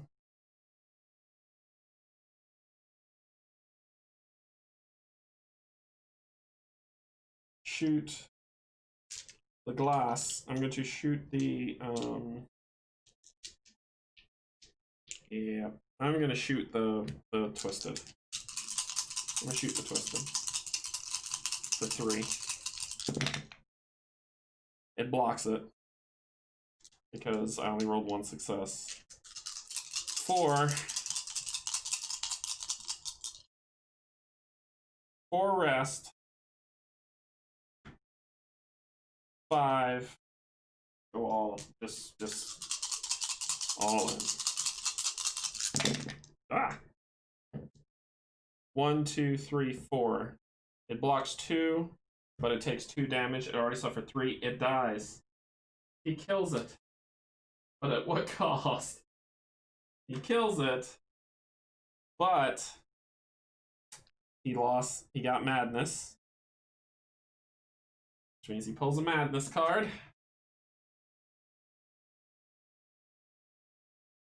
Oh no. And I'll explain what that means. But thanks, Breach. So, you hit the ground with a thud as you collapse like a bag of flour. You can't move anything except your eyeballs. Your body won't so much as twitch. What's going on? Why can't... Oh no. You see them approaching in the shadows. They move slowly at first, but it doesn't take them long to ascertain that you're trapped in your skin. Growing bolder, they press in towards you, their mouths yawning, aching to taste. You need to move. They hover over you now, low growls rumbling up their throats. You need to move. Why can't you move? You are paralyzed. Paralysis. Not good. If an investigator is paralyzed, tip his figure on its side to indicate the status. Standing up is the only action he can perform as his or her next action. After that, they're no longer paralyzed, so it's a loss of an action. If a monster is paralyzed, tip its figure on its side. When it's activated, just stand its figure on and its activation ends.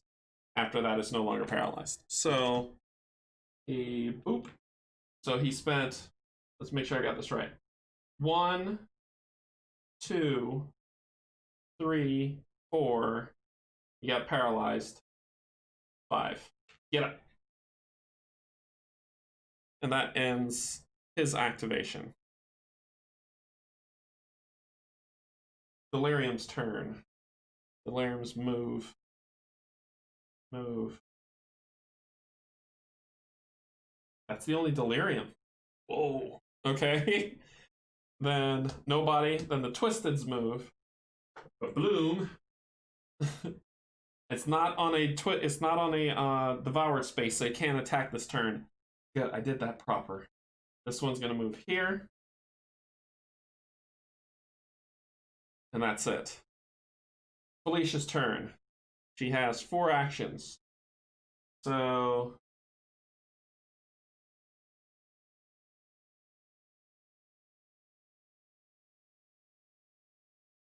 okay. So she's gonna go 1, 2. Excuse me. And then she is going to attack.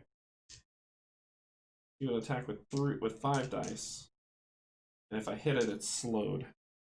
So she's going to attack with 3, and then she's going to heal Arthur with 4. So she's going to attack the Twisted. 4's count, so that's 2, but it has 2 to block, so it blocks both. Nothing. So then she is going to exhaust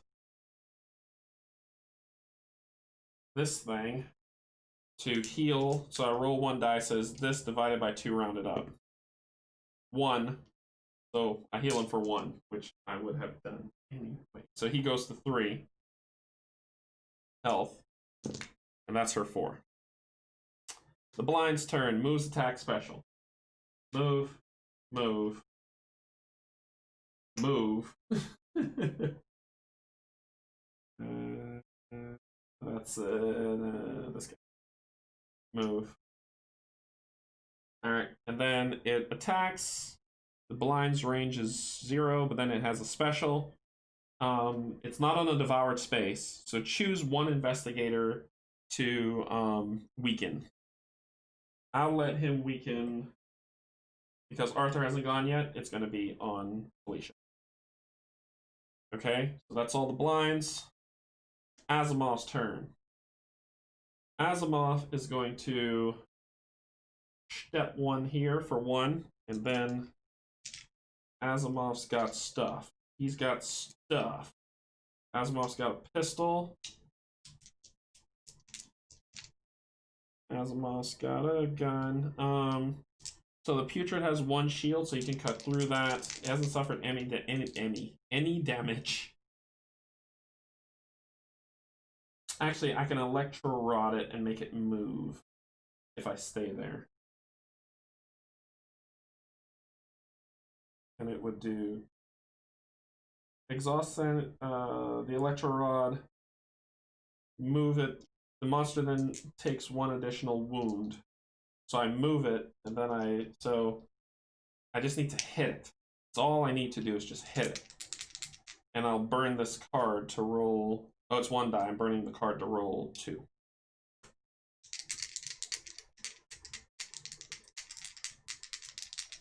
Just hit it once. Just hit it once, guy. 1 time. Yes, I hit it once. So I hit it. It suffers 3 damage. It's on a devoured space, takes wounds, and each investigator has the same space, takes 1 wound. So the doc is going to go up to 4. Preach is going to take 1, but this creature is going to take 3 damage, and it moves here. Because of the taser. Good job. So that's 1. He has 1 other activation to go. So then he's going to swap that lovely out for the gun and roll 2 dice to hit it.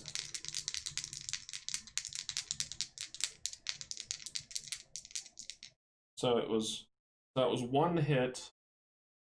Oh, and the round started and I didn't do this. So that was 1 to hit. I still have 3 more actions. So I'm going to shoot it. Gun. One hit bypasses its shielding. So the Putrid has 6, so that's 1 more. That's 2, so it's at 4 damage. So 1, 2. He's got 2 more to go. He's going to shoot it again. 2 hits, kills it. It died. And he doesn't have any crazy on him, so let's see what he gets. Outbreak number 2. Alright. So outbreak number 2 says, Outbreak number 2. We were all just sitting in the cafeteria when it happened. Huh? Well, of course we were talking about the sphere. I mean, what else would we be talking about? The lights flickered, and these things pulled themselves out of the shadows. They were like people, but so skinny, and their mouths had so many tongues.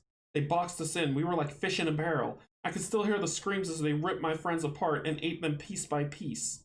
Gerald White, miner at the Kadath facility. You may heal 1 madness. Sweet. So that's 3.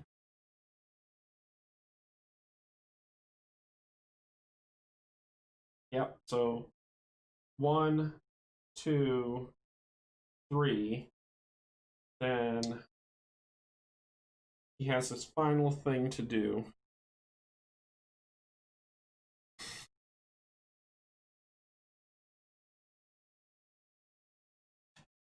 He's pulling. Eagle Eye. When you attack with a gun, you may flip this card over, so exhaust it to gain the space, or you may discard this card to restore 3 sanity. So he's got Eagle Eye. Alright, so he's got 4 things he needs to ditch some. Oh no, that's not what he was doing for this. Oops, oops, oops. I'm gonna retcon that. That was not what I said I was gonna do. I said I was going to heal. So I'm going to exhaust. Nope. Yep.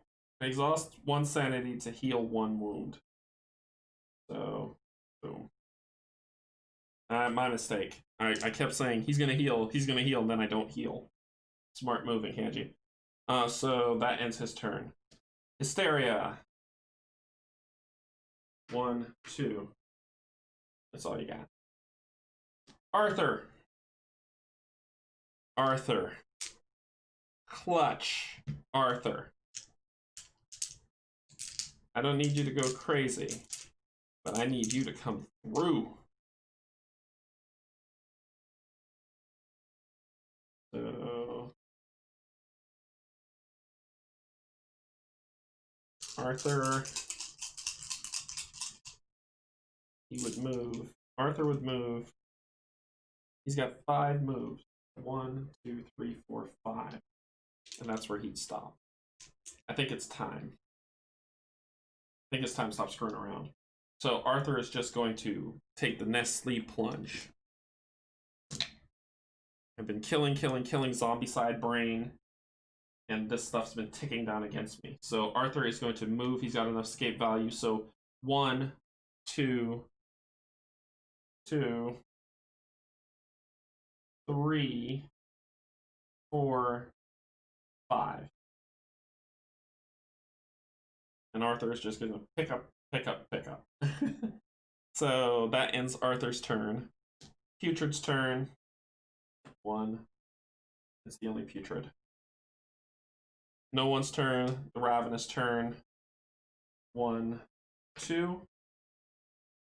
He's going to be able to attack. 1, 2. Yep. All right. That ends that round. All right. Going to the back of the bus there. Sam, nobody, Felicia.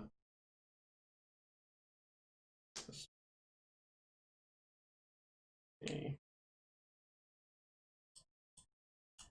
There's a delirium on the board, but Felicia gets to go before the twisted. That's important. Oh, sorry, I didn't do the attack on the Ravenous. I had it here and I didn't do it. So let's do the attack on the Ravenous. It's in a space, so the Ravenous... my resistance goes down by once I'm rolling 1 die.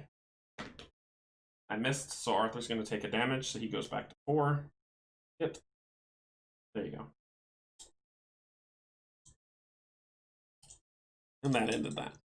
Alrighty. We're getting there. We're getting there, I promise. We're almost there.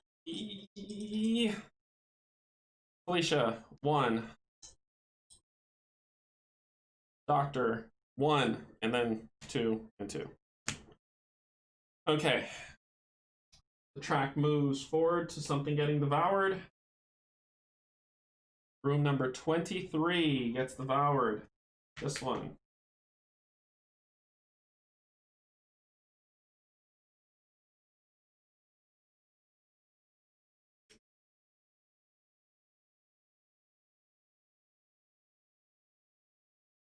Okay. And we need to put token. I'm never going back to red anyway, so I can put it there. Grab the bag, shake it up.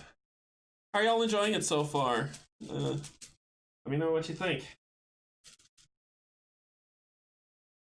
It is -1.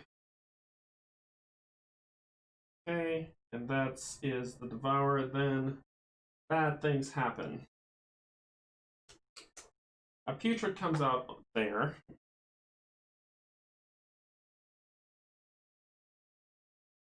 That's 1. How much am I throwing? 3, because the game is cruel. Yep. 2. Ravenous. 1, 2. Ravenous. Not 1. Not 1, but 2. Comes out at...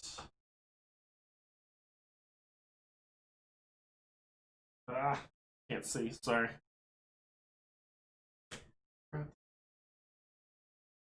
So that was 23. At 6. 2 Ravenous come out at 6. Where is 6? Here.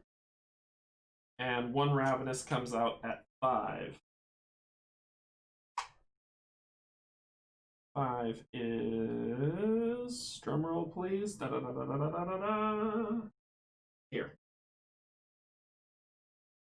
So that was a putrid, a Ravenous, and Hysteria comes out at 2. And, well, 1 comes out there, and then the other one comes out at 10. 2 of them come out at 10. Where is 10? Let's make it easy, you know? So that is 3. 10 goes in the back. That goes there. It was 3 because I did Ravenous, Putrid, and Hysteria. Okay. Swap it around. No one's there. Deliriums go. 1 move. That's the only delirium. Felicia's turn. Felicia. You've got a ranged attack. Ooh. Oh no, almost broke my dexterous. Okay. So it's magnetic, so breaking it's probably not possible. I'm sure I could break it. So she's weakened, but she's not slowed. Felicia can run too. She's got 4 actions, 5 with her move. 1, 2, 3, 4, 5. But Felicia doesn't have an activation. She had an activation.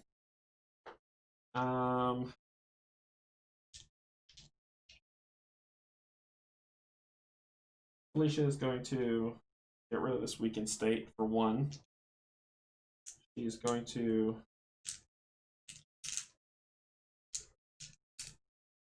attack that horrible creature. Because Felicia has that, and she has SMG, but the SMG's trash.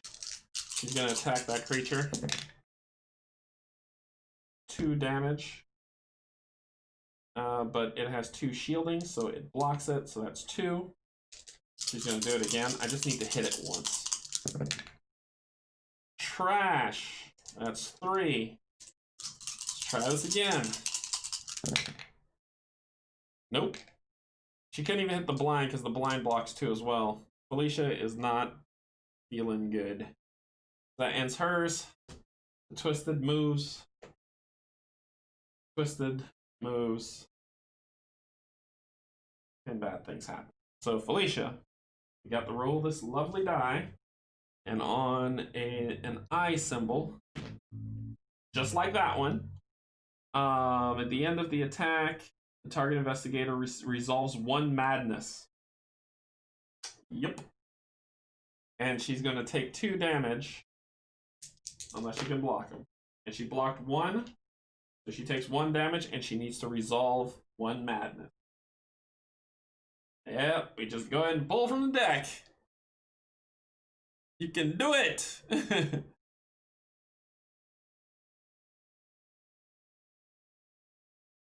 Wow, I don't know if you really saw what that said. Bad. So, scratching below the surface. You scratch at the wall, feeling something throb below the surface. You scrape at it again, and this time something scratches back. Scratch, scratch, scratch! The wall shatters. Under its surface, you get a peek into limitless chaos. It breaks and rides like a black shadow heart in the howling void. Your scream is drowned by the shrieking cacophony as red tears run from your eyes and ears and nose. There are some itches you shouldn't scratch. This was one of them. Your room is devoured. If it has already been devoured, exhaust all your sanity instead. This is the last room that hasn't been devoured yet, so luckily.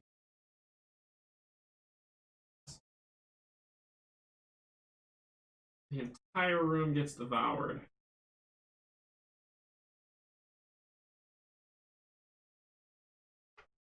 That's that. And then where did I put them? It's here, it's here. The room is devoured. My last bastion of rest. I'm gonna put you here because I don't want to go over there. If I'm going to yellow, I have to deal with you. So there we go. And then I draw from the bag.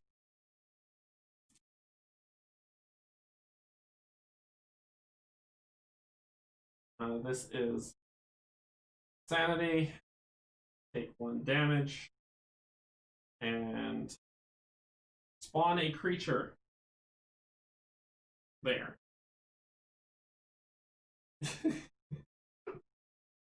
Okay. He's a beat. I probably should have put it over there. So that's the monster's attack. And she took damage and she blocked from it, but she still took damage. Jeez.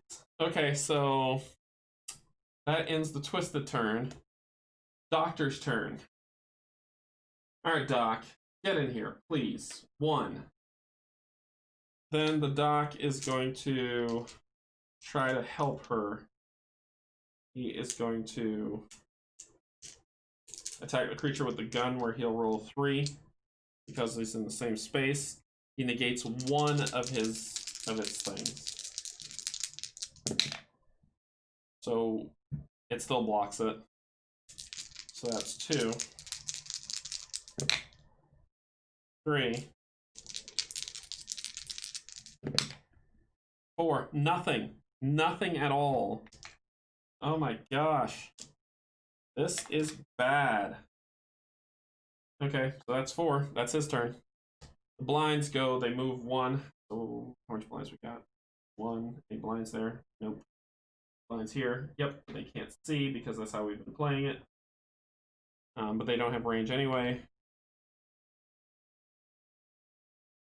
You have to be in the room, you couldn't do from there. So all line of sight gain weakened. And the line of sight is only the preacher. So he gains a weaken. And this blind moves here. And this blind is going to attack and then do its special. So its attack is 2. It's going to attack the doctor. I blocked 1, so the doctor took 1 damage. Everybody's like almost there. So okay. Then it weakens both of them because that's its ability since the space is now devoured.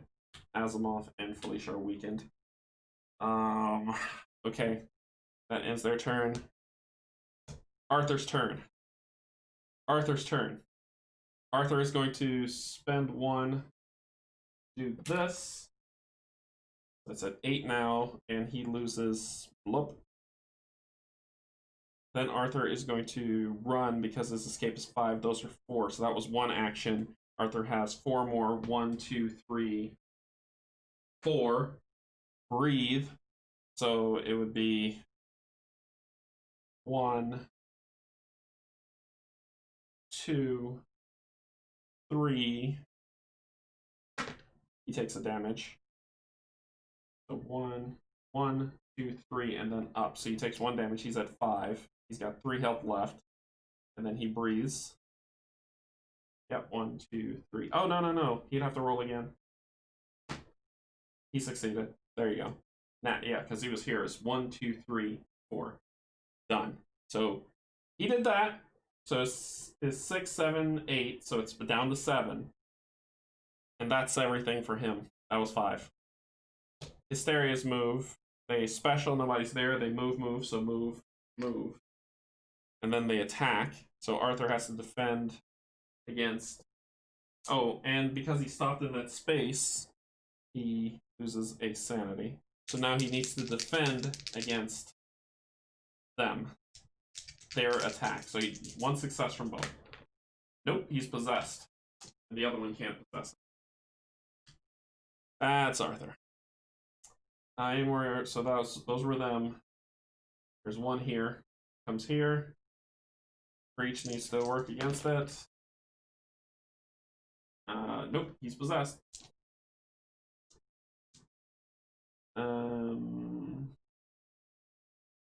Yep, that's all of them. Okay. No one goes. Putrid's move.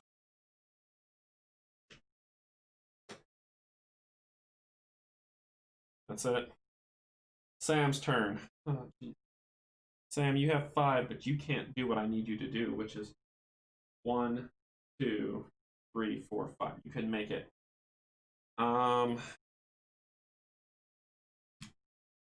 But you could do 1, give this to Felicia, 2, and then you've got 3 turns to do stuff.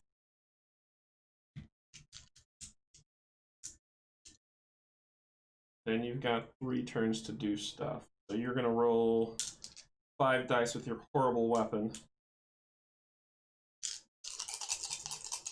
Or you can roll, 3, get rid of the weaken. So you've got 2 turns left.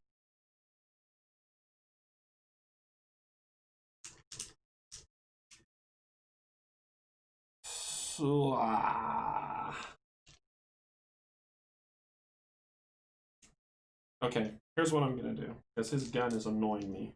I'm gonna roll 2 dice, and I just need to hit with 1. I'm attacking,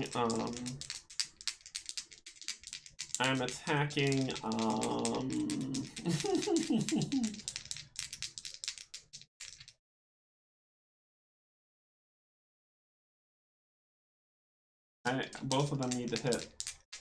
I don't know I'm attacking. But both hit! Oh my gosh! That's 4 damage. That's 4 damage to something. I'll hit the blind because I'll kill it. Yeah, I'll hit the blind because I'll kill it. So I kill the blind. He didn't do anything, so he gets a card.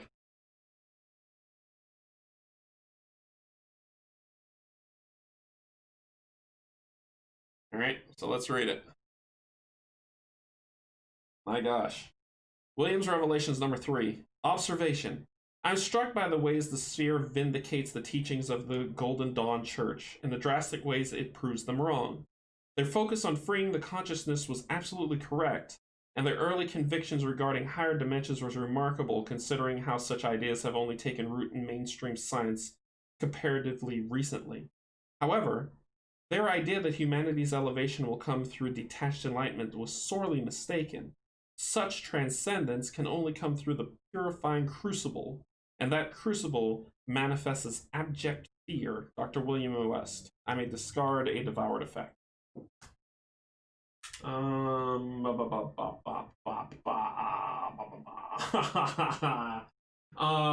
will discard the spawn one. Because why? Okay, so that goes. So Sam killed with that.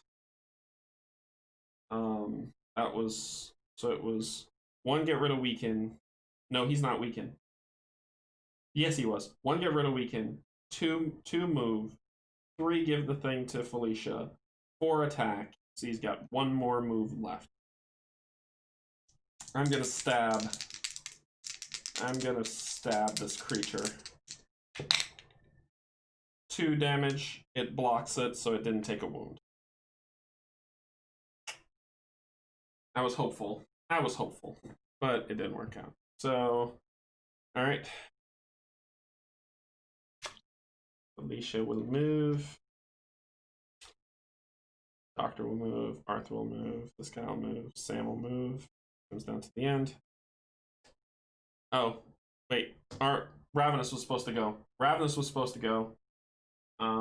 1, 2. 1, 2. 1, 2. 1, 2. It's going to attack. 1, 2 here. So I'll let it attack Sam. Sam just needs to roll defense. Resistance -1. Sam takes a damage. There we go. Now we're at the top of the round. This thing is already flipped because that's what happened there. So let's see. All rooms are devoured. I need to reshuffle these.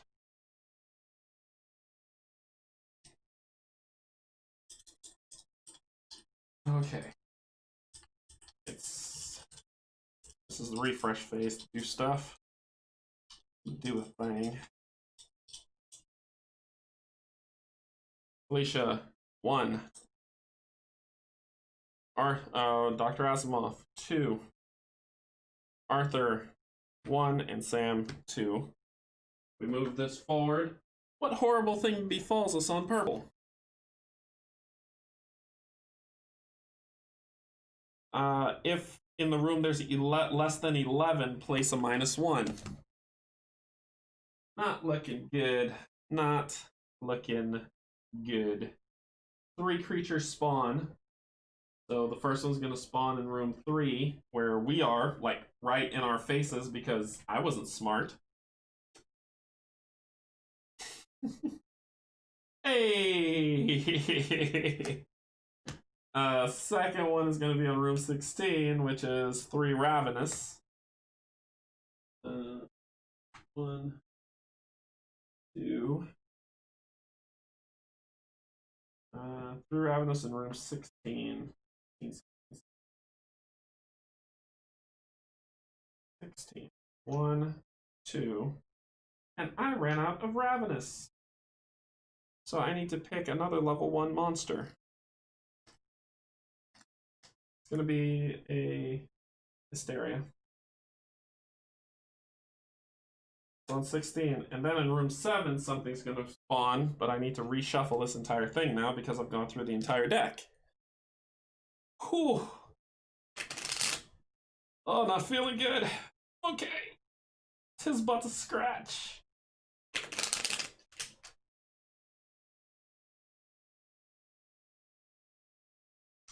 Oh, man. Run. Run as fast as you can. Felicia's the only one that can do this. Felicia can get the other one. You'll make it. I need to get green. So we're going to have to, the rest of you are going to have to book and get green. That's all you can do.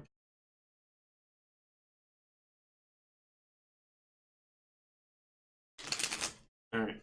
Last creature coming out is a putrid on 7. I have putrids. I have putrid. The last putrid on 7. On 7. Okay.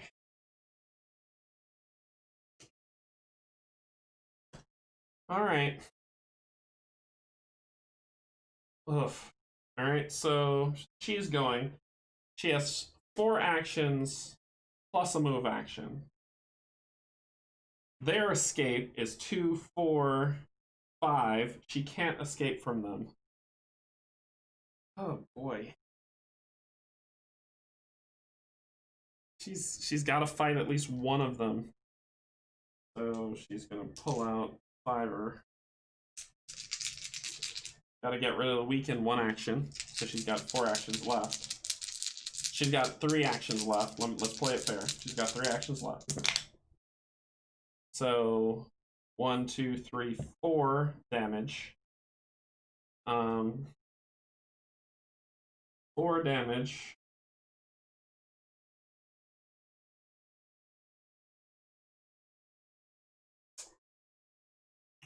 I'll hit one of the twisted for 2.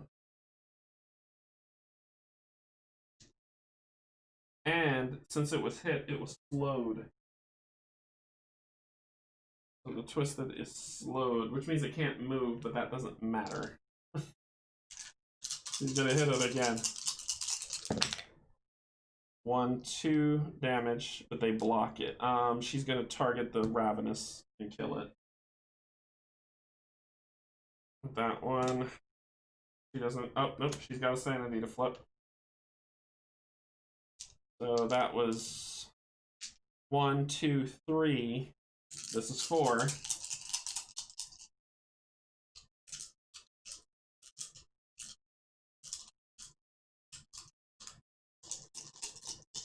She's going to attack that flying menace that is on Arthur. 1, 2, 3. It has 1 shield but 2 health, so she kills it. So she shoots. She's like, "Don't move," and she shoots the thing off Arthur. Now she can pull the card.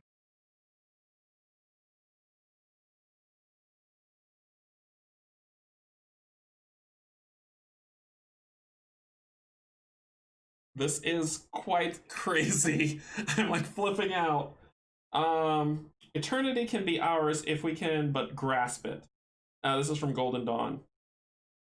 Once again, pardon me. Oh my word.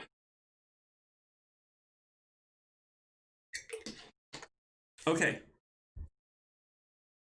Golden Dawn, number 3. Eternity can be ours if we can but grasp it. Imagine a world free of sickness, pettiness, and death, because everyone's dead. Imagine an existence where we walk and breathe and live in that heady realm of consciousness, free from shackles of this mortal frame. I do not speak of the fabled shores of some far-off imaginary heaven either, and it is in quotes, attainable only after it ceases to be of use. No, I speak of eternal life on this earth. Transcendence is ours now. Discourse on the everlasting teachings of the Golden Dawn. Keep this card, discard this card at any time to roll an additional die. So, 1 weaken, 2 attack, 3 attack, 4. What was my 4th one? I don't remember what my 4th one was. Did I take a 4th? 1 was to get rid of weaken. 2 was to attack the crazy creature. 3 was to attack again and I missed. 4 was to attack and I hit. And that got me that. Okay. This is deep madness. And then she has a free move action. She's gonna move here, prep herself for silent running. Let's see.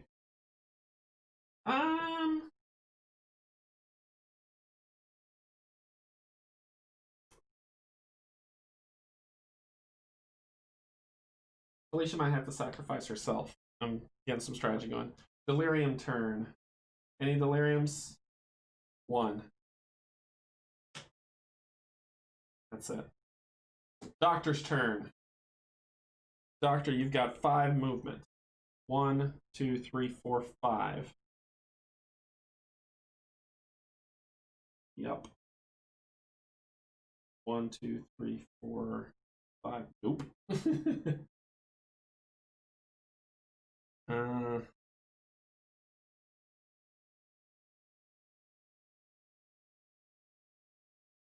Ooh.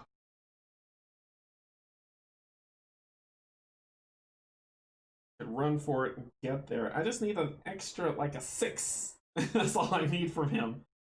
Oh, the doctor doesn't have one. He already used his. Felicia grabbed one from Sam. So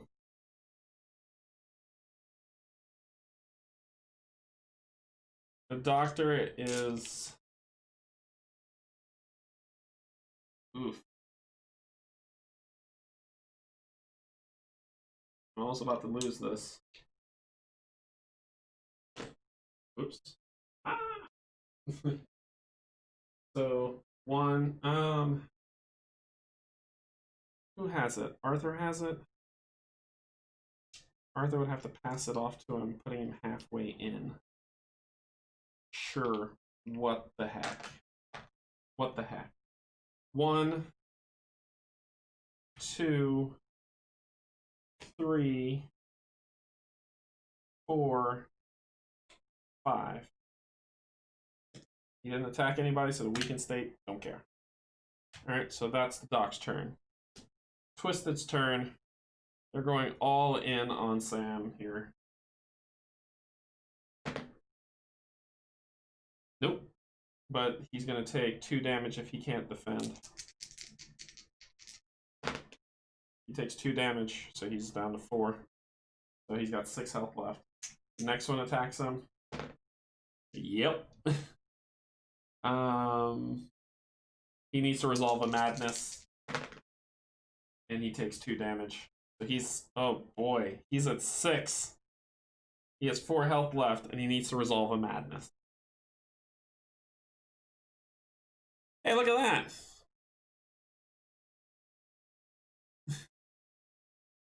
Alright, so we might be playing this again on episode 3. The feast begins. Its tongues flick out to taste your skin. It's hungry, so hungry. You feel its need radiating toward you like a palpable thing.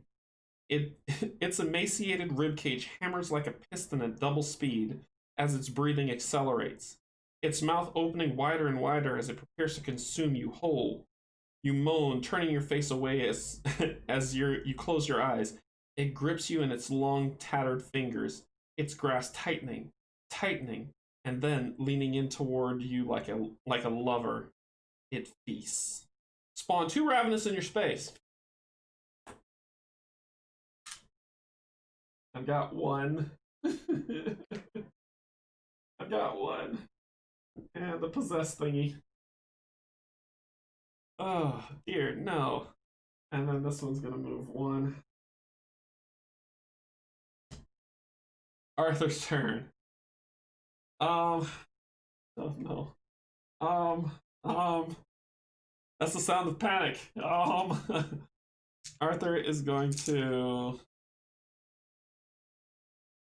Everything does 1 damage, so Arthur's going to try to help his friend. I see what you did to my friend! So he's gonna attack one of the weakers.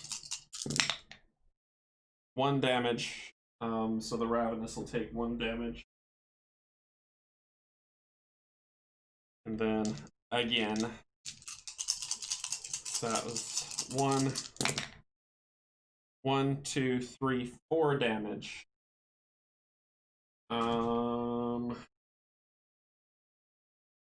I'll put that one on because it wasn't moving anywhere. So I'm make sure.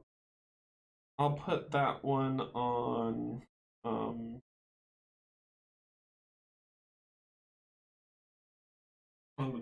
the one I already hurt. Suffered 4, 2, so it has 4 damage. It's got 2 more and then it dies. So that was 2. 1, 2 damage.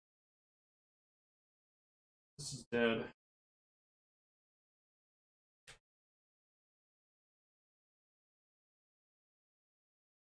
And then it will. Does he have crazy? He has crazy. He resolves a madness.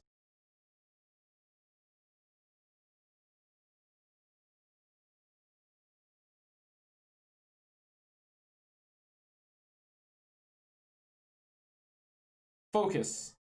It is circling you, hunting you. You watch it, feeling panic welling inside you as you realize you can't focus on it. Your vision has blurred, your balance is off. It's like the world is slipping upside down and right side up again. You need to find a way to steady yourself, or this thing is going to kill you. Looking down at your knife, you use 3 different blades. You see 3 different blades. Perhaps pain will clear your head, placing your hand on a wall. You pause. Is this really your only choice? Your choice. Take a wound or be weakened. I still need to attack, so I'm going to take a wound. He's got 2 health left. And he is going to continue the attack. So that was 1, 2, 3.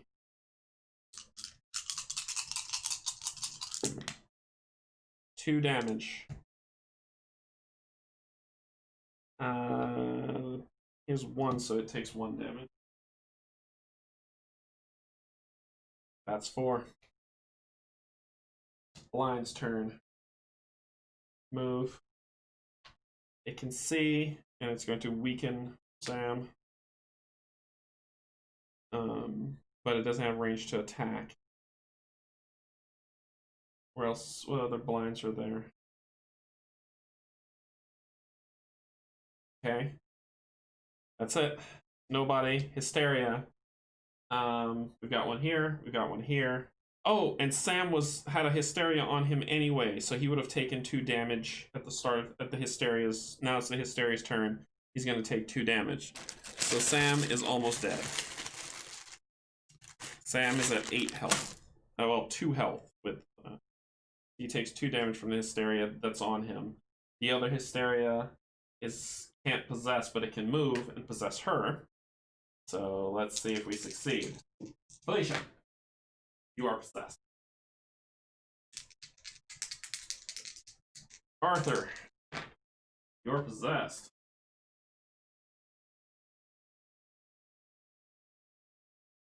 Sam's turn. Hmm.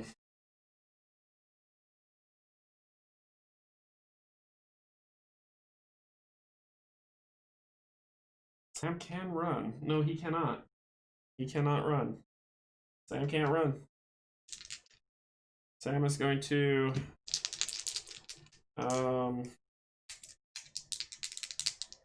roll 2. Going to attack the stupid thing on him, which suffers 1 damage and is weakened. So it's weakened and it suffers 1 damage. Then he's going to attack. He has to get rid of 1 to get rid of his weakened.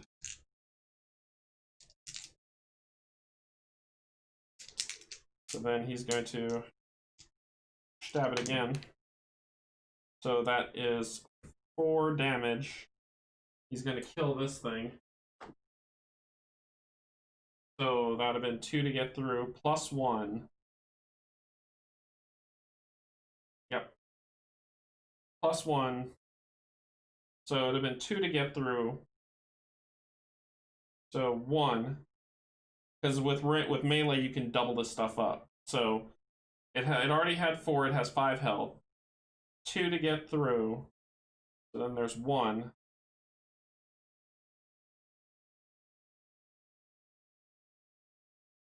And then there's 1 more damage out there. But the creature would block it. So, yep, can't help it. So he did that. Killed one of those things, and he got a consciousness card. Yes. Maybe now's the time to find a window and flood the place. Just blow a hole. Just blow a hole in the side. We're going down anyway. Might as well take the entire Kadath facility with us. Williams experiments number 4. Sphere test, not spear. Sphere test day 12. Incredible. Today I witnessed a person's spheres become flesh. Sinew, bone, and carapace pulled themselves free of the sphere, knitting together in what can only be described as a literal walking nightmare. It ripped apart and devoured the test subject, then withstood considerable force before we could put it down. On a related note, by the way, I have noticed dramatically increasing levels of fear and paranoia throughout the facility. While some are expected, it would be folly not to acknowledge the sphere at work in this, Dr. William West. I may immediately perform another action. So, attack, attack, attack. So that was 3. And I got 2 more plus 1, so I have 3 more. So, get the stupid thing off me.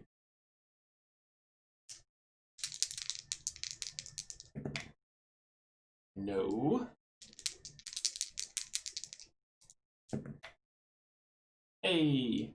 So, one of them kills this. One of them kills this thing. And I'll get a card for that. It's not going to help me. And then the other one does 2 damage, but that monster blocks 2. So I have 1 more action. Okay. Outbreak number 6. We have to get rid of this sphere and we need to do it soon. I don't care how hard it was to dig up. It's killing people. I've talked with Miss Blake. I've talked with Commander Wade. I've even tried going above them to the surface brass. No one will listen. They're all enamored with it like it's some Masonic bauble.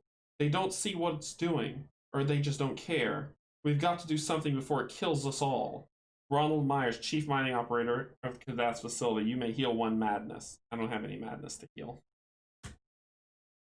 So then he has his 1 free action.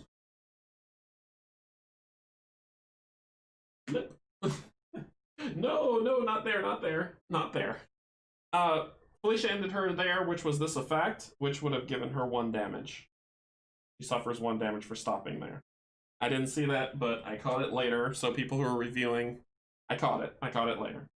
So he's going to move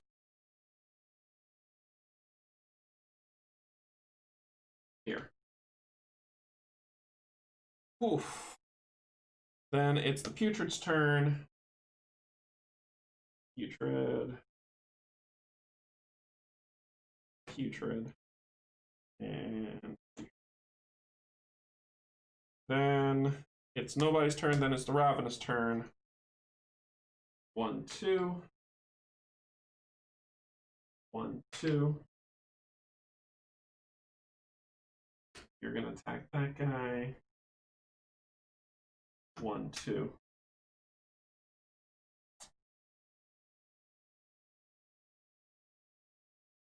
One. Alright, so that one's attacking. I lose a resistance. Take a damage. The doctor takes 1 damage. Woo! This is getting tight. Alright, now he's going to the bottom. Doctor's going up first.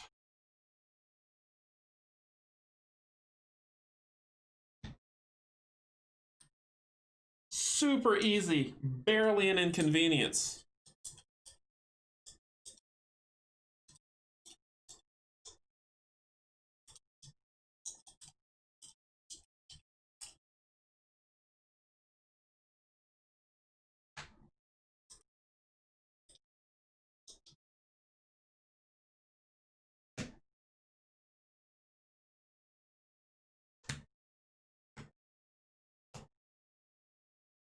Nothing left to devour.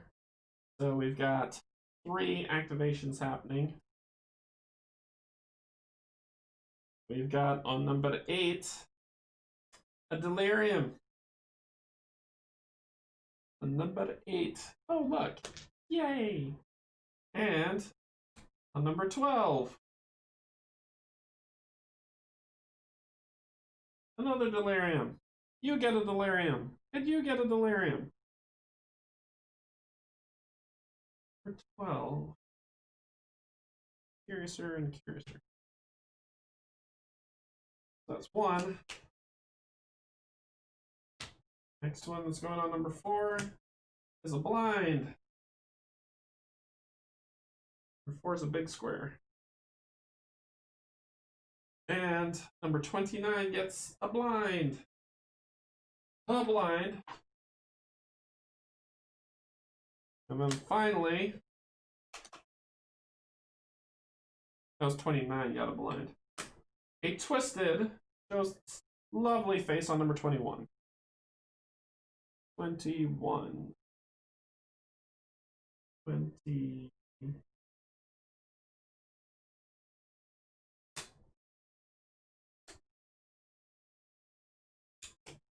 Oh boy.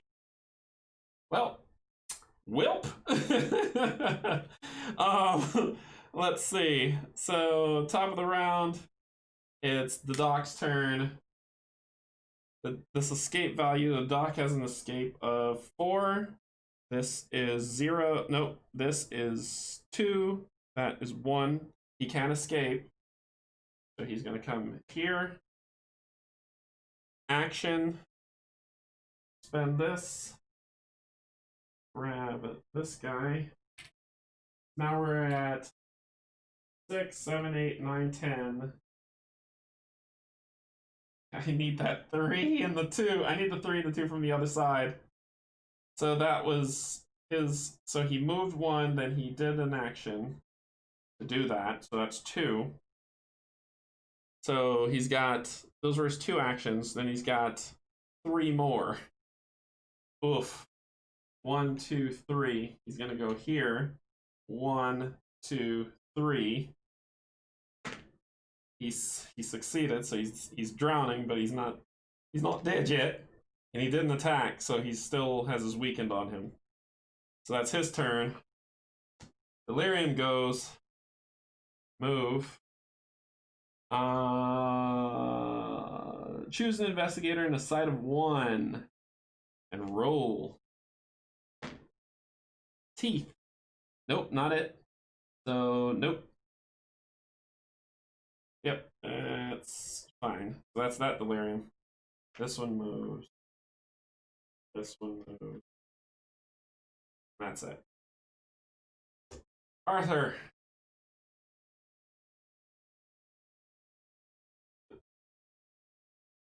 Woo!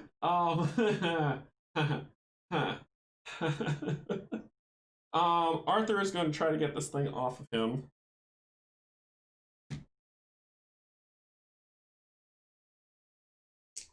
Three dice. So that's 1 damage. It has 1 to block. So, nope. Oh, wait. The monster's resistance is reduced, so it takes 1 damage. So it takes 1 damage on him. He's gonna do it again. He kills it. That was 2 of his 4. He gets this. Clearly the madness has set in. I know, Mike, I know. So he gets another action, which is great because he needs it. But we're looking at Williams experiment notes number 1. Sphere test, day 2. Dr. William West reporting. We witnessed a fascinating incident today upon first human contact with the sphere. Specifically, the sphere ate the arm of the test subject. What was most interesting, like that wasn't interesting though, was how it reacted once the subject panicked at the loss of his limb. At this point, the sphere seemed to come alive. Tentacles lashed out and ensnared the subject, pulling him completely inside. Of note, I don't think it was responding to hunger. It was like it was responding to his fear. Dr. William West, I may perform a free action. So I used 2 actions. I got 2 more. I'm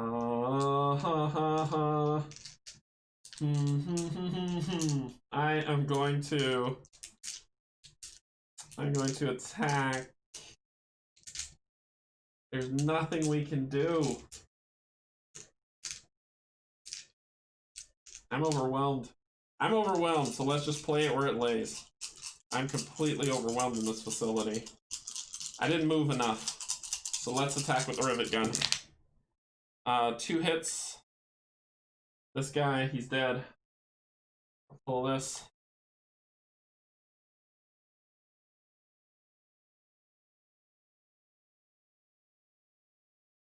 Yeah, it was very close. It was very close, Mike. It was very close, but you know, it's how it happens. Golden Dawn number 6, 32. Even in this, we must not stumble, always maintaining the clarity of our precepts. 33. Though beset by dark souls seeking to snuff the light we shepherd, we remain vigilant in service to the great end. 34.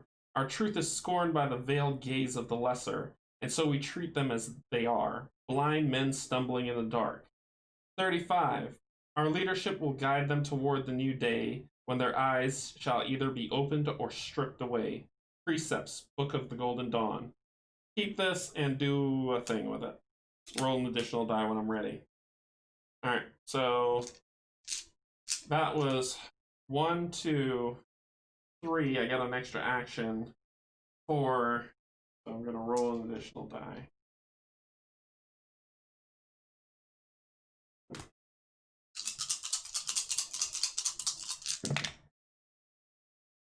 Three damage. It blocks 2, but it takes 1.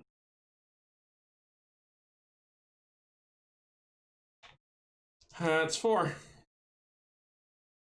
Plus my extra. 1, 2,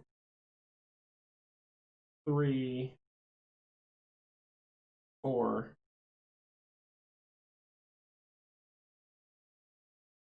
Yeah, that was it. I did it all. Alright. Twisted. Move.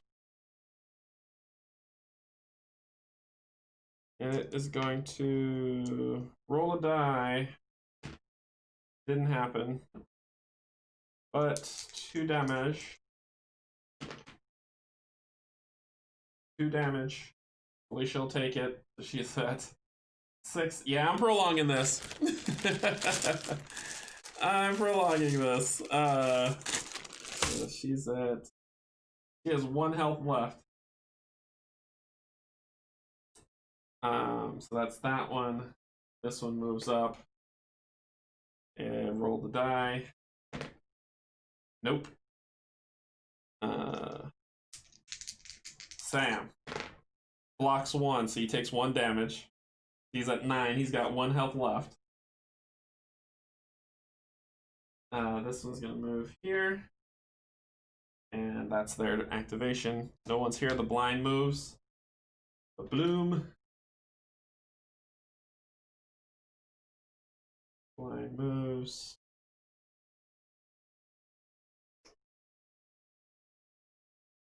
They can see everyone, so everyone gains the blind is the weakened state. So does Felicia, Sam, and Arthur. And then it goes here to Sam. Oh boy. Sam is going to roll 2. Well, he has to spend 1 to get rid of weakened. He's gonna roll 2. 1 hit for 2 damage, but they block it. So that's 2. 1 hit for 2 damage, but they block it.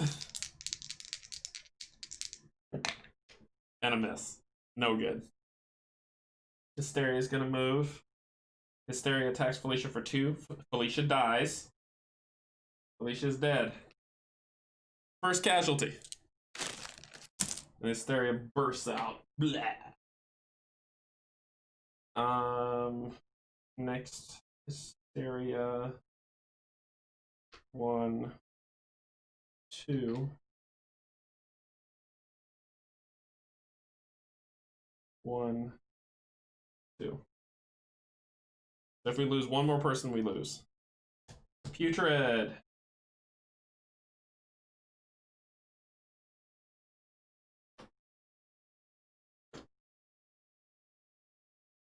Then Felicia, who is dead.